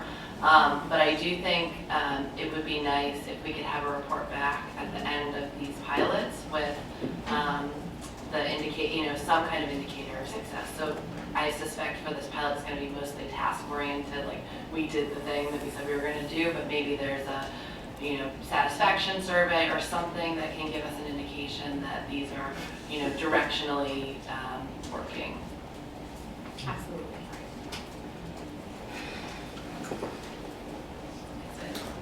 Thank you. The next item is 5.05, receive an update on principal report recruitment and hiring.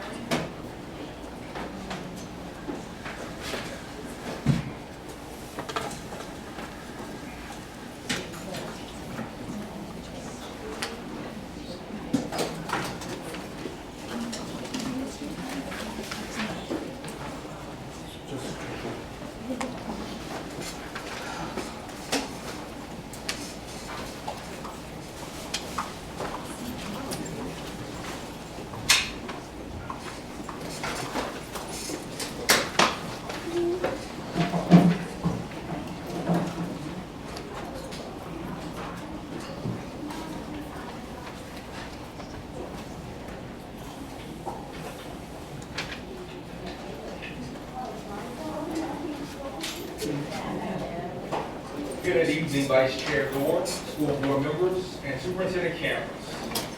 You just received our recruitment messages found on our website, Lead with Love. I think that is the perfect segue to give an update on the principal selection process. The principal selection process consists of 7 steps. It is designed to be a rigorous, comprehensive process to help ensure that we have high-quality candidates to fill all of our vacancies. Step 1 of that process is a resume screen, where we specifically look for principals and assistant principals who have had success leading schools similar to ours. If the candidate passes a resume screen, they go on to a phone screen, where we explore candidates' leadership experience and we try to assess their vision for the role of principalship here in RPS. Candidates who pass step 2 move on to step 3, which is an instructional video to determine if our candidates can properly evaluate a lesson, that they have high expectations for student achievement by implementing rigorous lessons. If you go back to the recruitment materials I just passed out and you read the first bullet, it specifically says, love is ensuring rigorous instruction in every class, every day. We have candidates who pass our video screen. We then move on to the first round of our in-person interviews. Our candidates interview with the 4 principal directors, and we assess them in multiple areas. One is instructional leadership, that they can demonstrate they can improve academic achievement for all students. Where they can build a school climate and culture where students feel safe, supported, and are challenged with academic rigor, that staff members feel supported, and that they are empowered as shared decision makers in the school building. And finally, that our candidates can engage family and community members in a way where they feel like an integral part of the school environment. Step 5 of the selection process is when our candidates come back and then interview with members of the leadership team. We will continue to assess them in instructional leadership, school culture and climate, as well as parent and family engagement, as well as assess them in courageous leadership, and that they are driven through a vision of social justice, again, for all students. Step 6 is when our candidates go in front of a community panel, and they are interviewed by select teachers, staff members, parents, as well as community members who ask the candidates questions that the panel members have created themselves, so that the questions are aligned to the unique needs and characteristics of each individual school. This is about matching a candidate to a particular school. And then finally, step 7 is the interview with Superintendent Cameron, who makes the final assessments before submitting a recommendation in front of the school board. I am very proud that over the last month we have reviewed over 200 resumes, and we have currently moved 25 candidates on to step 4 of the interview process, which is the first in-person interviews with our principal directors. Additionally, we still have candidates who we need to conduct phone screens for. We have candidates who still have to watch videos, and just over the weekend, we connected with 30 interested candidates via LinkedIn. I'll pause now for questions.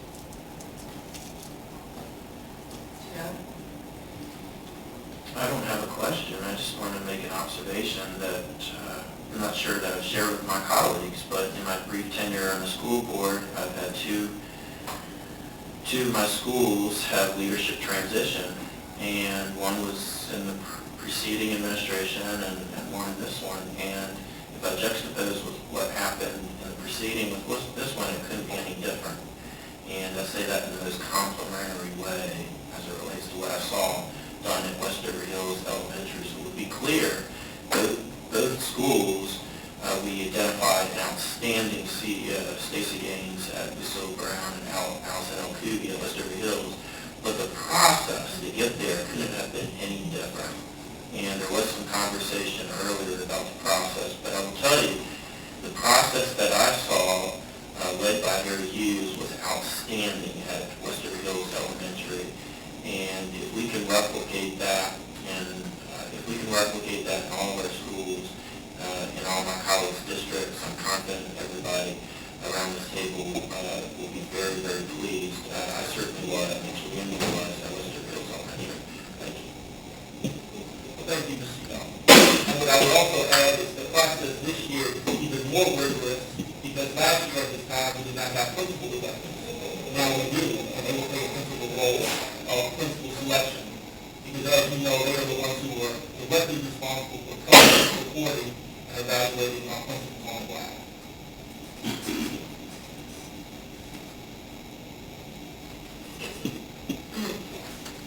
Thank you.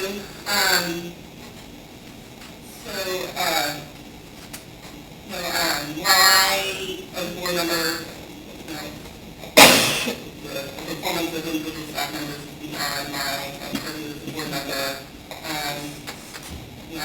I do want to express that I do share some of the concerns that were addressed and are brought up during the member comment. Building level staff changes like this are significant. I've experienced it myself as a parent, and so I am concerned with the vendor, as it's been reported in the past, and so I think it is critically important that we look at the support systems that we have in place for the principals to ensure that the experience that my colleague Mr. Young expressed and with the Westover Hills is replicated.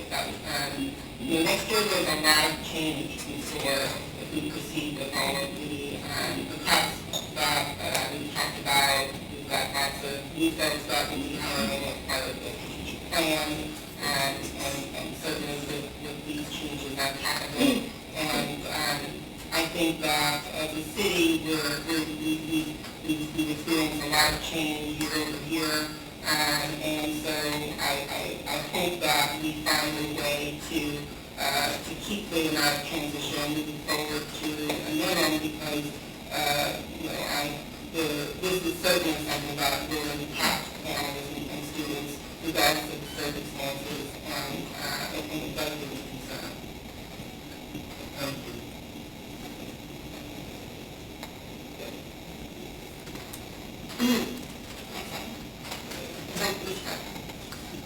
Thank you, Sure.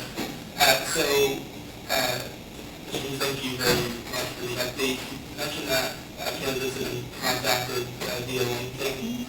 And some are also recruiting from other outside sources, but I'd be interested to know what type of mix we perceive with regard to homegrown candidates for principal positions versus external candidates. I know that there's probably some balancing to do based on principal or leadership experience, but I do want our teachers and RPS who aspire to such leadership positions that have those opportunities as well. Great question. We certainly prioritize internal candidates. But I will say at this time, we got more external candidates with folks around the Virginia area, but not from Richmond, than we need internal candidates. But it's data that we'll start to collect.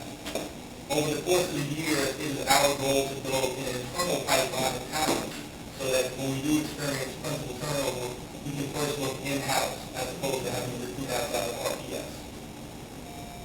Thank you.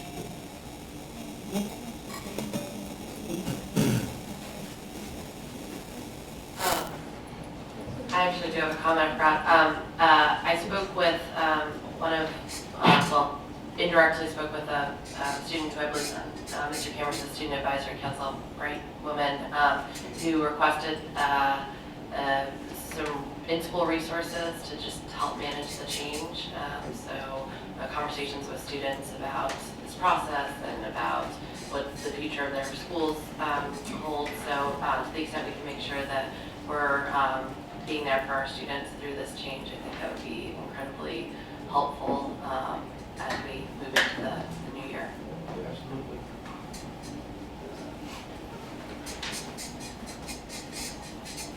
Next item. The next item is 5.07, receive for action the Carl Perkins grant.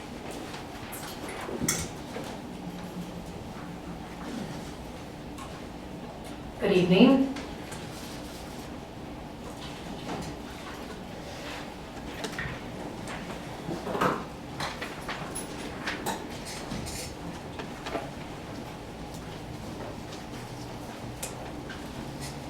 I am here presenting tonight for action, for review and action on submitting the Perkins Grant application for 1920. This is also typically referred to as our primary source for CTE, or Career and Technical Education funding. I will say from the outset that these numbers are based on current projections, and amendments can always be filed, and we will likely, as if grant awards change, we'll come back and let you know what those changes are. Before we start, I actually had two other announcements of our students shining, and I think a great example of what these funds are really intended to do, or to help do. Just over the weekend, we learned of two students who are advancing to national competition because of their winning either at the state level or being a state finalist. So we have a young man who, through the FCCLA, which is the Family, Career, and Community Leaders of America competition, and is advancing nationally for fashion design and marketing. We have another student who, through the Skills USA competition, has also advanced as a national finalist for their work in graphic arts and print. And so we look forward to celebrating those students and sharing more with you as they advance, so keep them in your thoughts. Also, one of our schools, Richmond Community High School, was recognized, and one of our teachers was recognized as a top 10 school in the country for 100% of students meeting financial literacy. And so we're very proud of Charlotte Hayer, who's actually in New York right now, receiving that recognition. So lots of really great things that are happening through our career and technology work. And those are just scratching the surface. So for background, for folks who are not familiar with the Carl D. Perkins Career and Technical Education Act, this provides federal funding annually to school divisions to increase the focus on academic achievement of career and technical education students, strengthen connections between secondary and post-secondary education, and really ensure state and local level accountability for student outcomes, and serving students beginning as early as middle school. There are many ways that CTE programs can work, but there are 8 primary areas that are supported through these funds, with the idea to make available to students pathways of study or career exploration in the areas of agriculture, business and information technology, career connections, family and consumer sciences, health and medical sciences, marketing, trade and industrial, and technology. And these are the areas, but there are many, many options and paths offered under these 8 areas. And so the work we do each year is to try to think through what's the intersection of pathways and courses that are relevant to our students, that are challenging and rigorous, and are likely to put them on a path to have lots of secondary or post-secondary options. Specifically, we currently project, based on our current funding, $899,000, and this number can increase or decrease depending on how other divisions use statewide funds year over year. I will also say that as part of this, we really are integrating this work into our strategic plan and Action 1.1 as we gear up to strengthen pathways and passion for learning. We want to make sure that our students have access to modern CTE offerings, and so you'll see later in the presentation how we are working to incorporate those upgrades.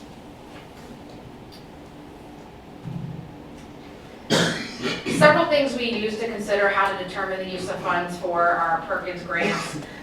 There are 4 big categories. Again, first is local career clusters or pathways of study. And these are areas where locally, based on our post-secondary partners or others, we can design programs to give students a whole host of options through dual enrollment, college visits, as well as career credentials. Students taking advantage of our career technical education programs can often graduate high school with credentials and industry certifications as well as associate degrees that enable them to have highly competitive jobs or position them for transfer into 4-year universities for further study. So specifically, we are looking to position this work as a way to open up more opportunities, not as an alternative path that folks have historically thought of as you're either college or your career. Increasingly, this work is about both and making sure that students have a whole host of post-secondary options, but certainly could have different times. The pressure to pursue that immediately after high school can be lessened by having an industry certification that can result in an earning wage while a student is pursuing further study, for example. The second big area is we really look at the quality of program and data-driven areas for improvement.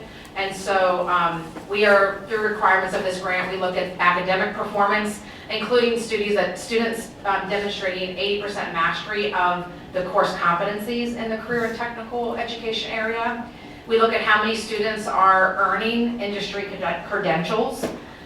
We look at how many students are completing a pathway. And what that means is if you start a course in digital graphics and animation or a pathway, you continue through a 2 or 3 year sequence. If you start a pathway in small animal veterinarian care, you proceed from level 1, 2, and 3. And that's what we consider completers, which position students for industry certifications or credentials. We also look at student surveys, so post-graduation. So CTE requires that we get the feedback of our students once they are in the job market or once they have left secondary studies so that we can adjust our programming. And then we are required, we do an annual evaluation and inventory of our facilities, equipment, and resources. And we allocate funds through this grant to make sure that our resources are in accordance with industry standards, so that our students are practicing on modern technology and not outdated work. And then lastly, the last 2 things, we look at local market needs. So, specific to this region and this state, what are the again, relevant areas that provide students a pathway into the workforce, but also where we can develop meaningful relationships with community partners, workforce development alliances, and the like. And then lastly, looking for local industry experience and expertise through internships, mentorships, et cetera, so that our students are getting very real-time on-the-job practice in areas of interest. And I would say all of this, again, ultimately, while many students can go through this and be set up to for the career of their future or the path of their future, even students who may not want to pursue a long-term career in any of these fields, we would argue that there's a huge benefit for exploration and academic and personal development just by going through a program of study through the career and technical education offerings.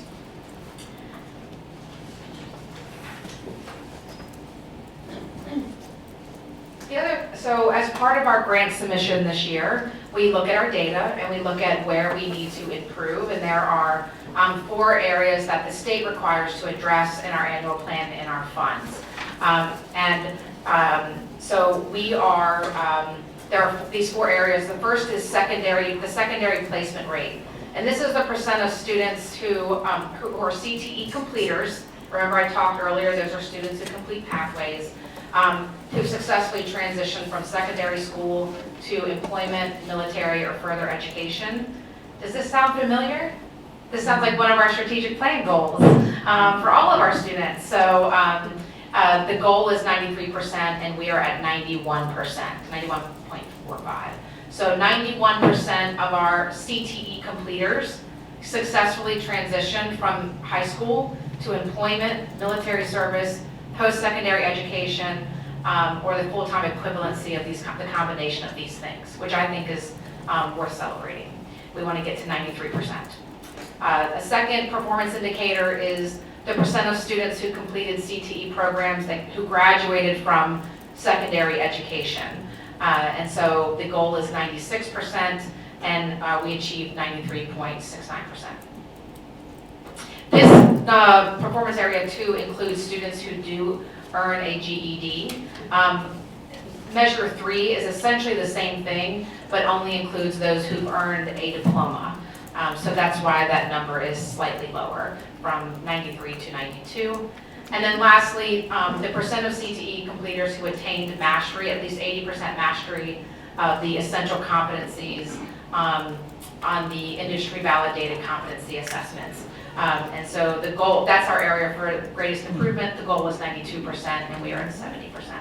So as we thought about all of these, as well as our strategic plan, as well as the regional workforce and our student interests, those led to decisions made about our funding for this year.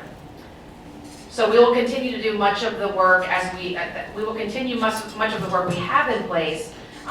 We're very proud of a lot of the offerings we have, but we are going to expand and launch courses to meet some demands in the health industry, the trades, information technology, and the like, including introducing new programs in cybersecurity, energy power, plumbing, which is an incredible shortage, and medical administration and billing.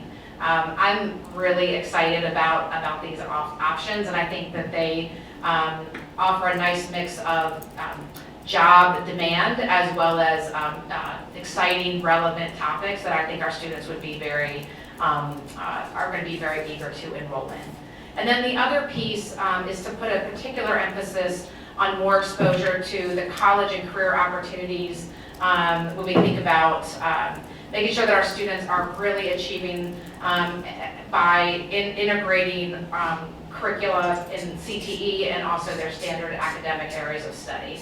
And so trying to break down this distinction between, this is what I do in math class, and then I have to go over here and do this separate thing. But trying to really show that college and career go together, and they are not all like separate paths, but increasingly merged together. They give kids more options. So the proposed use of funds in our grant application are as follows. And the breakdown here, I won't talk through all of that with you, but the distinction here, some of these are required, and so you'll see those allocations. And then those that are permitted, those are essentially flexible, if you will. And so I will just point out that a large expense is placed on equipment. To run robust career and technical programs, we need equipment that is significant. That tends to also go with software, including making sure that our students have access to take credential exams and the like. We also want to support students at competition so they can shine. So there are dollars allocated for that. And again, focusing on academic integration as well.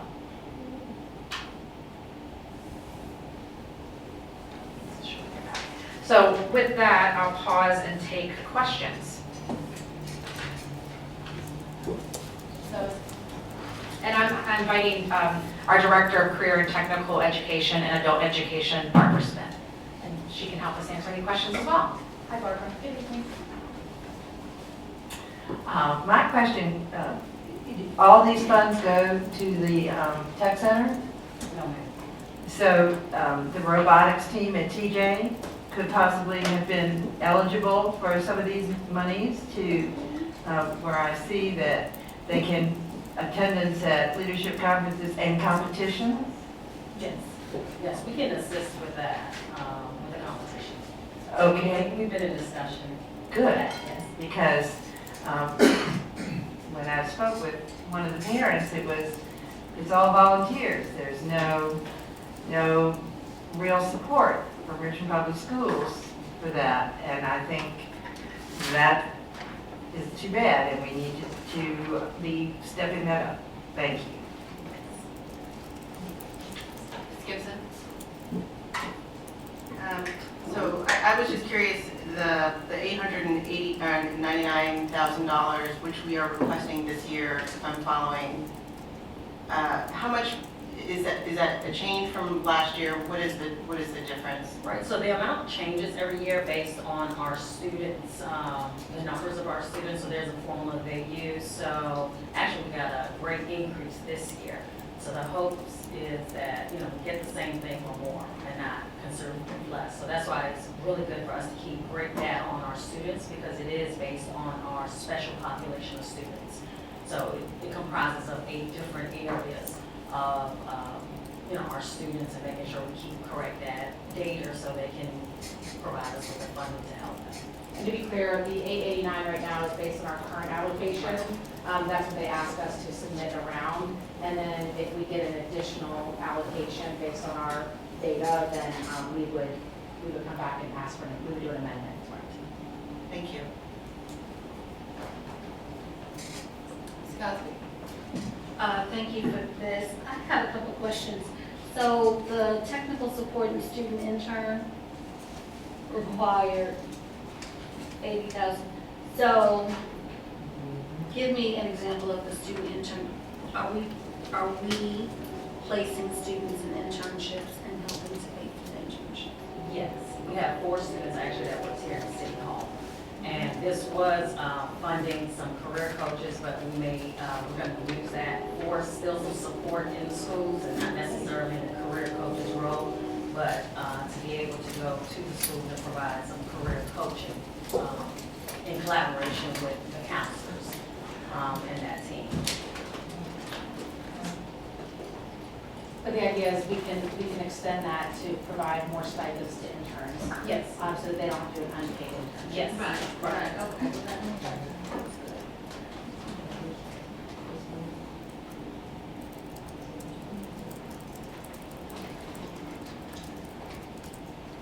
Mr. Barlow, I'll come back to you. I just wanted to say that I'm particularly amped to see the cybersecurity course offering. That is really cool. It's an important skill. I think to have students who are literate in cybersecurity coming out of RPS is going to be a big one for us. So thanks for including that. We're actually sending a teacher to a cybersecurity over the summer, a workshop for a couple of days. So he's going to bring back some great things for us. Excellent. Mr. Young? Well, one, I just wanted to convey my gratitude to my good friend Barbara Smith, who I've known for a long time, and a Trojan. But 2, I wanted to make an observation that, and Tracy, you said it well, this is not, this really isn't unique to CTE observation, but all of RPS, and specifically regards how we collect data. And we, historically, we did it the same way at your alma mater, Barbara, and it's, my critique is, and correct me if I'm wrong, this data is born out of essentially exit data when persons are graduating. And though I'm not naive because I happen to do it for my graduate, it does take some time and some effort, but the real valuable data is tracking it at the risk of stating the obvious 1 year and 2 year and 3 year and 4 years after. Because anyone can say, oh, I'm going to Virginia State University, and then lo and behold, oh, I thought that person said they were in FSU. No, they're not. So anyhow, that's a resource issue. I get that, but just wanted to make that observation because I would love for us as an organization to move in that direction so we can demonstrate what the real value proposition is for our kids. Yes.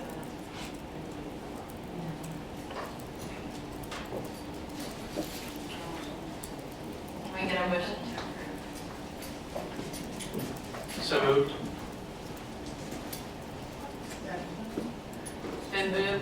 Mr. Barlow and seconded by Ms. Burke to approve the Perkins grant for 2019-2020 application. Perkins grant application for 2019. Call questions. Oh, discussion. Call the question.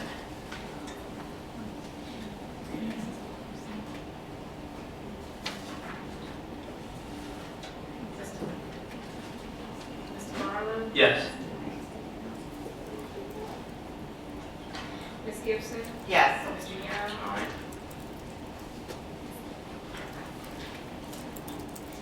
Ms. Cosby? Yes. Ms. Burke? Yes. Ms. Dorr? Yes. Thank you. Thank you. Motion passes. 6. The next item is 5.08, receive for action the annual special education plan for the IDEA budget. You can tell it's a certain time of year.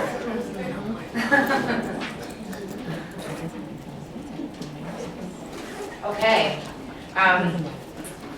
Similar to the planning we are doing around our Head Start grants and our exceptional education and Perkins, we are presenting tonight our annual plan and application for exceptional education. This is presentation and actually initial review to take any questions that you all have. So with that, let me give you an overview.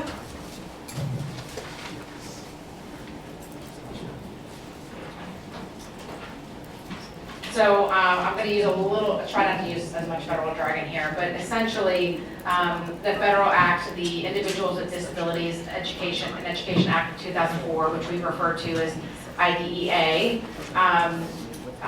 and the regulations governing special education programs in Virginia, school divisions are required to outline an annual plan and an application for how we will utilize federally provided funds to support special education and related services to students with certain disabilities. The plan and the application in turn serves as a formal agreement between the local school board, the school division, and the Department of Education for implementing both federal and state laws and regulations, and disbursement of state and federal funds appropriated for the education of children with disabilities is contingent upon the approval of the plan in each of its components. This funding source provides a significant amount of funds so that we can serve all of our students, including students who have IEPs that require unique services. We are requesting action no later than the May 6th board meeting, as that needs to be submitted to the State Department by May 15th. If you feel comfortable doing so tonight, you certainly are welcome to make a motion. That is not the expectation, however, just to be clear. So first, I want to just share a 5-year trend in terms of the funding amount that we're talking about. Our current funding, and we use the current year to project or anticipate the future year. And again, those numbers may fluctuate slightly based on federal funding and our enrollment data. So we are projecting a little over $6 million for flow-through. And flow-through is really the allocation for K-12, whereas the preschool allocation, which we're expecting $124,000 roughly, is to be used for our students who are in pre-K. So you'll hear us, these both come from IDEA funding. Again, flow-through is our shorthand for K-12, and pre-K is the dedicated funding source there. You'll see that the allocation has gone up each year, and that is typically due to the number of students who are receiving services. I will also add that of this $6 million roughly dollars, we are required to set aside 15% for what is called Coordinated Early Intervention Services, or CEIS. And the purpose of those set-aside funds is to enable RPS to reduce the disproportionate representation of African American students in special education. To put it another way, it is to address what we would call a disproportionate referral of students based on race.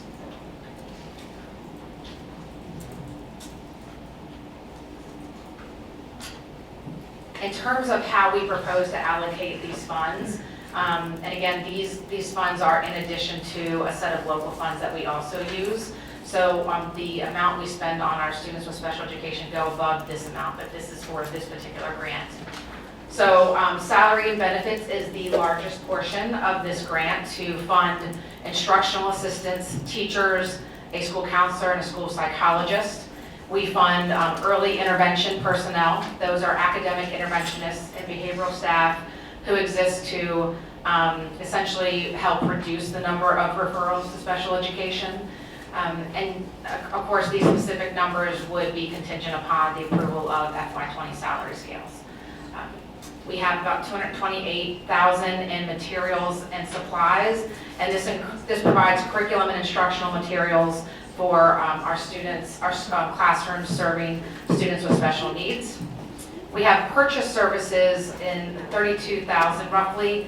This is what's called a private school set-aside for specific services such as speech, occupational therapy, and or physical therapy for students who attend private schools in Richmond who are not part of RPS. For this type of fund, and you'll see in title funds as well, school divisions are required to set aside a portion of funds, make available for request a portion of funds from private schools who serve students in the Richmond area. We set aside $919,000 for coordinated early intervention services. That's the 15% I talked to you about. And this, again, provides intervention services for students with disabilities to reduce intervention services for all students, not necessarily students with disabilities, to reduce the over-referral into special education. And then lastly, indirect costs, which you'll see in just about every federal grant, although not all of them. And that covers sort of the standard allowable rate for things that are administrative in nature, payroll, accounting, etc. So that is our total for how we would spend the $6 million. Let me pause and see if there are questions before I go to the preschool breakdown, which is somewhat similar. Thank you. Yeah, my question regards that 15% set aside, or the $919,000. Can you speak to how do we actually allocate those dollars? What services or do we actually procure with those dollars? What does that look like? They are primarily personnel in nature historically.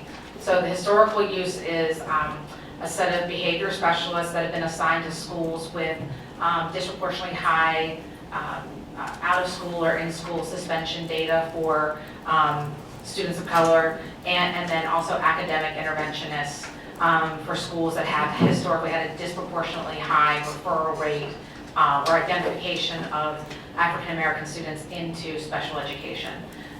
We will continue to partner with the team to evaluate the impact of that personnel. We believe that it's very useful for those schools. It also, there's a little bit that allows for professional development, including things like building schools' capacity to develop what we call response to intervention models, and how to run what we call child study teams, so that teams of educators are coming around the table to identify support students need that doesn't necessarily require an evaluation for special education or an IEP.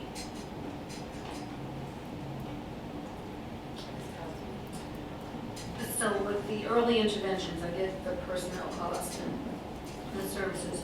So what grades are we talking about? Sure. And let me actually call Dr. Walker up. He is our Director of Special Education. This is Dr. Anthony Walker.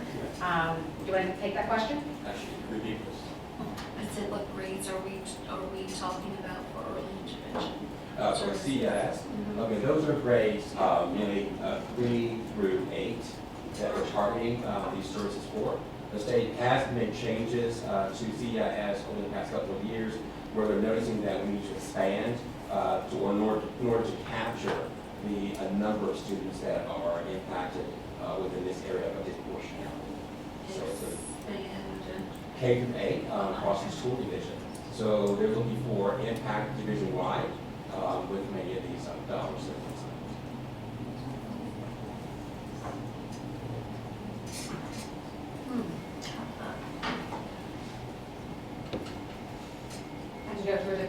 allocation. We can see if there are other questions. So early childhood is a much smaller amount that provides personnel and benefits. These are not the only staff that are provided or employed for serving students with special needs. We have a whole local budget that also provides services and personnel. But for this allocation, we have one early childhood special education teacher and an instructional assistant, for materials and supplies, again, for those classrooms, and then indirect costs. This is a rather small allocation of about $124,000. Here is the summary in terms of our allocations through base budget, the CEIS set aside, and the total budget on how the $6 million breaks down. So you have personnel and benefits, the private school set aside, which is purchase services, indirect costs, and materials and supplies. Let's go to the next one. Same thing for preschool, so you can see how this 124 breaks down more specifically. And that is our proposed budget for the special education plan and application. Are there any additional questions? So, I move that we approve the 2019-20 Exceptional Education Annual Plan application. Second. Moved by Ms. Owen and seconded. It's been moved by Ms. Owen and seconded by Mr. Burke that we approve the 2019-2020 Exceptional Education Annual Plan application. Any discussion? Ms. Gibson. Thank you. I just had a question, and I just wanted to understand at a very top level, what are the primary changes that that this reflects from what has been done in the past? In reference to services or programming? Anything? Yes. Again, addressing the actual needs of the school division in reference to training. Those trainings that are needed, professional development by school. Also, training by student, needs of student. We're looking to reduce disproportionality, looking to improve the performances of our child find team at the school level through professional development, zeroing in on students with autism, looking to increase that program across the division, also with staff training to work with skill building of the staff. We're also looking to improve our services for students who receive behavioral aids. We're looking to actually reduce the actual behavior aid itself and improve wraparound services for those students at the school level. So we're looking to also improve what how we provide support to our teachers in reference to in creating trainings, creating support manuals for our teachers.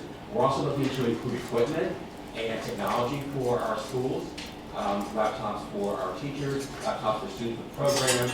We're looking to expand our support for home-based students that are receiving home-based services, and we're providing technology for those as well. So we're also looking for our preschool. We're going to be looking to improve the number of transitions for preschool students. We're looking to increase our inclusion model, and that's going to take additional classroom staff to be built. We're looking to do that as well. So we have quite a bit on our plate. Dr. Walker and team have no shortage of plans for areas to tackle and improve. And you'll notice much of what you saw in this proposed allocation is primarily personnel. And we have a rather large core of special educators. And so the training and those sorts of things that Dr. Walker spoke to are things that will be done by our central services team. It'll be done in partnership with VCU's TTAP, or Technical Assistance Provider, and the VDOE, and then the professional development. Some of that will be provided through our CEIS funds. So that's sort of like the full scope of many things that need to be tackled in our special education, and our IDA funds only fund a portion of our special education work primarily personnel, and then we fund a set of work locally, including additional services like specialized transportation, behavioral aid, some of those things we talked about during the budget cycle that were in the local budget. Thank you. As you were talking, got overwhelmed. And so, I mean, special ed is serious. It's one of the departments that we really have to pay close attention to. And even just recently, being on the disciplinary committee, and you know, just crafting the IEPs, we need help with. And so, in keeping with that, I would like to say that it might not be for today, but I would like to see, you mentioned so much that we have to improve. I would like to see in the very near future your plan on how you're going to tackle it, because there are so many needs and so many gaps. So how we prioritize, I think is important. And so that's what I would like to see is in the, I don't know how long it will be, but in the very, very near future. Yeah, we'd be happy to put together a more detailed overall programmatic presentation. Yeah, like Felicia, I found it really rewarding to hear, one, that you were so candid in identifying opportunities for improvement. I wouldn't say you can't fix a problem that you don't admit that we have, and we all know that we have historically had a problem here. And that's not just a critique of RPS, but across the country. And frankly, I'm glad we're having this conversation, because I think like all of us, I mean, I had this conversation with my building leaders, with my COs and the fourth, and in fact, the first time that I ever sat down with each of my principals, I inquired of them. One of the questions that I asked all of them was, do you feel like we misdiagnose or overdiagnose for exceptional education? And I'm convinced that we do, and we often label people, and I'm very concerned about that. But in fairness, one of my principals said to me, yeah, Jonathan, we probably have overdiagnosed a lot of people, but then we probably also underdiagnosed a lot of people, so perhaps it balances itself out. So, or not, yeah. So anyhow, I share all this just to convey some of where my head is at on this issue, and just to applaud you for your candor, and like Felicia said a moment ago, really excited. It was really rewarding to hear you say, yeah, we have a lot of opportunities for improvement. Thanks. Thank you. So I'm a bit disappointed that we're voting on it this evening, because it is a large amount of money, and I would have appreciated the ability to continue to dig into this. And that's something that we have discussed, allowing that time as a board. Exceptional education is something that I do think is an area where we should put as much time to as we can. I'm sorry?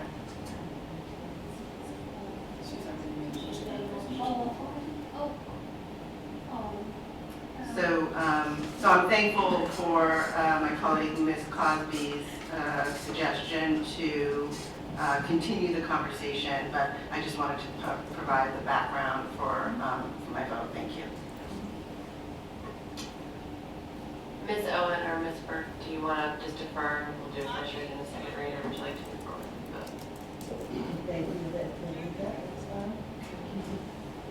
You all said we must do it. We have time. Next time. So, Ms. Owen, can you just formally rescind your vote? I formally rescind my motion. Next item. The next. Oh, this is good. So then, so as a follow-up, if you could document those things that are different about this year versus last year. That would be helpful for me to see.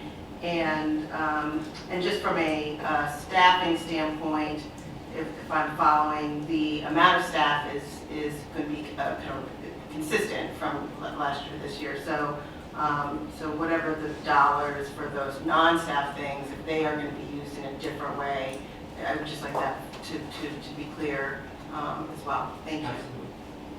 If there's any other feedback or additional data you'd like before the next board meeting, please let us know. Thank you. If anyone has feedback for the administration in advance of next board meeting, if you could give it by next Friday, the 26th.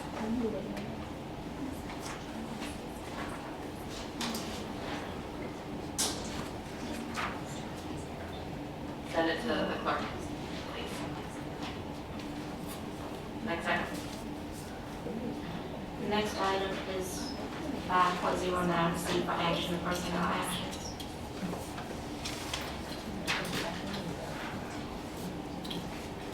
Good evening, school board. The recommended talent office actions for the school board meeting scheduled for Monday, April 15, 2019 include the nomination of 4 employees, the change of contract of 4 employees, the resignations of 3 employees, the furlough of 6 employees, returning from leave of 4 employees, the retirement of 6 employees, the rescission of retirement of 1 employee, and the termination of 1 employee.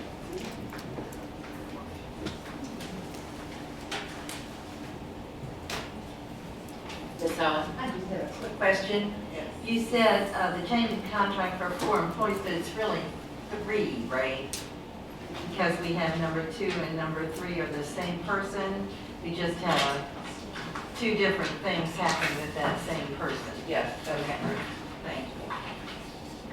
Then I go ahead and move that we approve the personnel actions as presented by the talent office.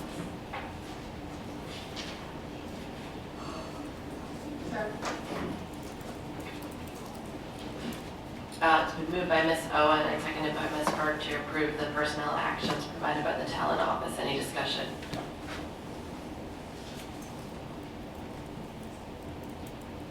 Okay, call the question. Mr. Barlow? Yes. That was painful. Ms. Gibson? Yes. Mr. Young? Aye. Ms. Coster? Yes. Ms. Burke? Yes. Ms. Owen? Yes. Ms. Newell? Yes. Motion passes 7-0. The next item is the consent agenda, and that is to receive for action update on the 2019-2020 crossing guard pilot program. It's on board docs. That information is on board docs.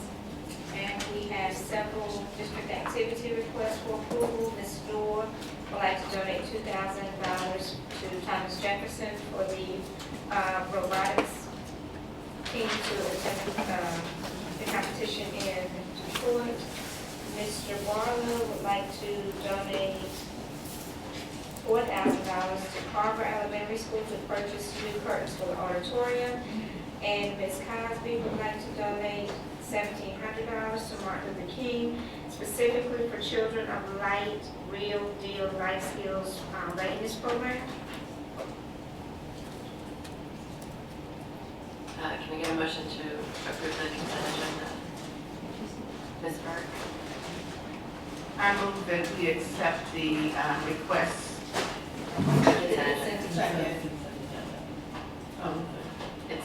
It's been moved by Ms. Burke and seconded by Ms. Gibson to approve the consent agenda. Any discussion? Call the question. Mr. Barlow? Yes. Ms. Gibson? Yes. Mr. Young? Abstain. Ms. Cosby? Yes. Ms. Burke? Ms. Owen? Yes. And Ms. Noble? Yes. Motion passes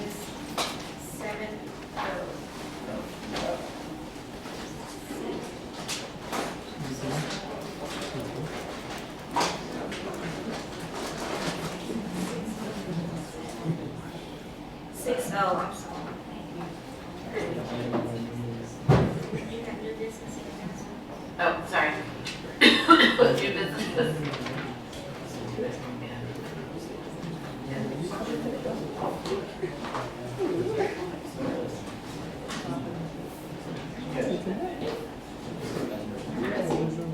Ms. Gibson. Hi, thank you, Madam Vice Chair.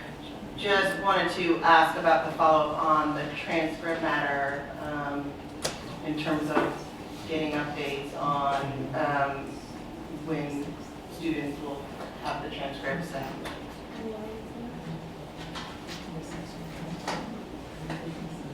Any other requests for the administration? Ms. Burke? I would like to receive follow-up on the request of the student that spoke earlier regarding, and I've heard this otherwise, about the days for testing for math, if that can be addressed. Anything else?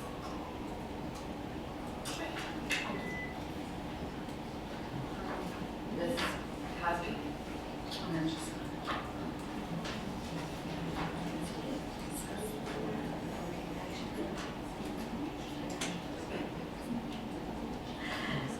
Action pursuant to priority 2, action 2.2, diverse teachers.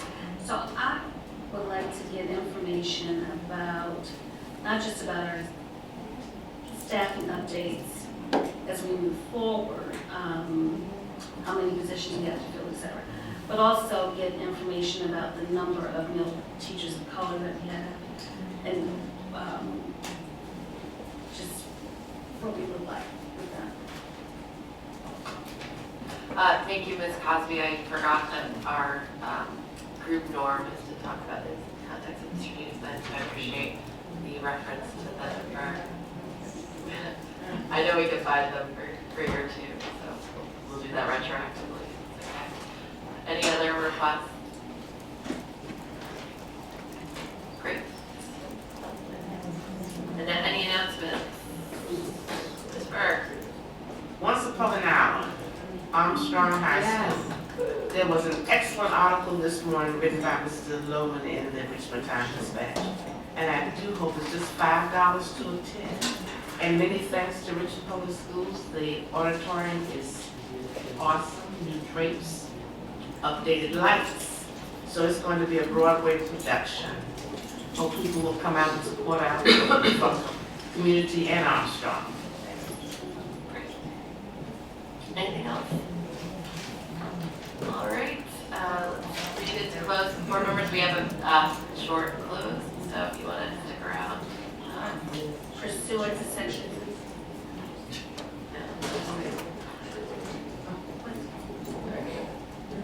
Pursuant to sections 2.2-3711 of the Code of Virginia, as amended, I move that the school board of the city of Richmond convene in closed session to discuss a licensure matter and employee matter 2018-14.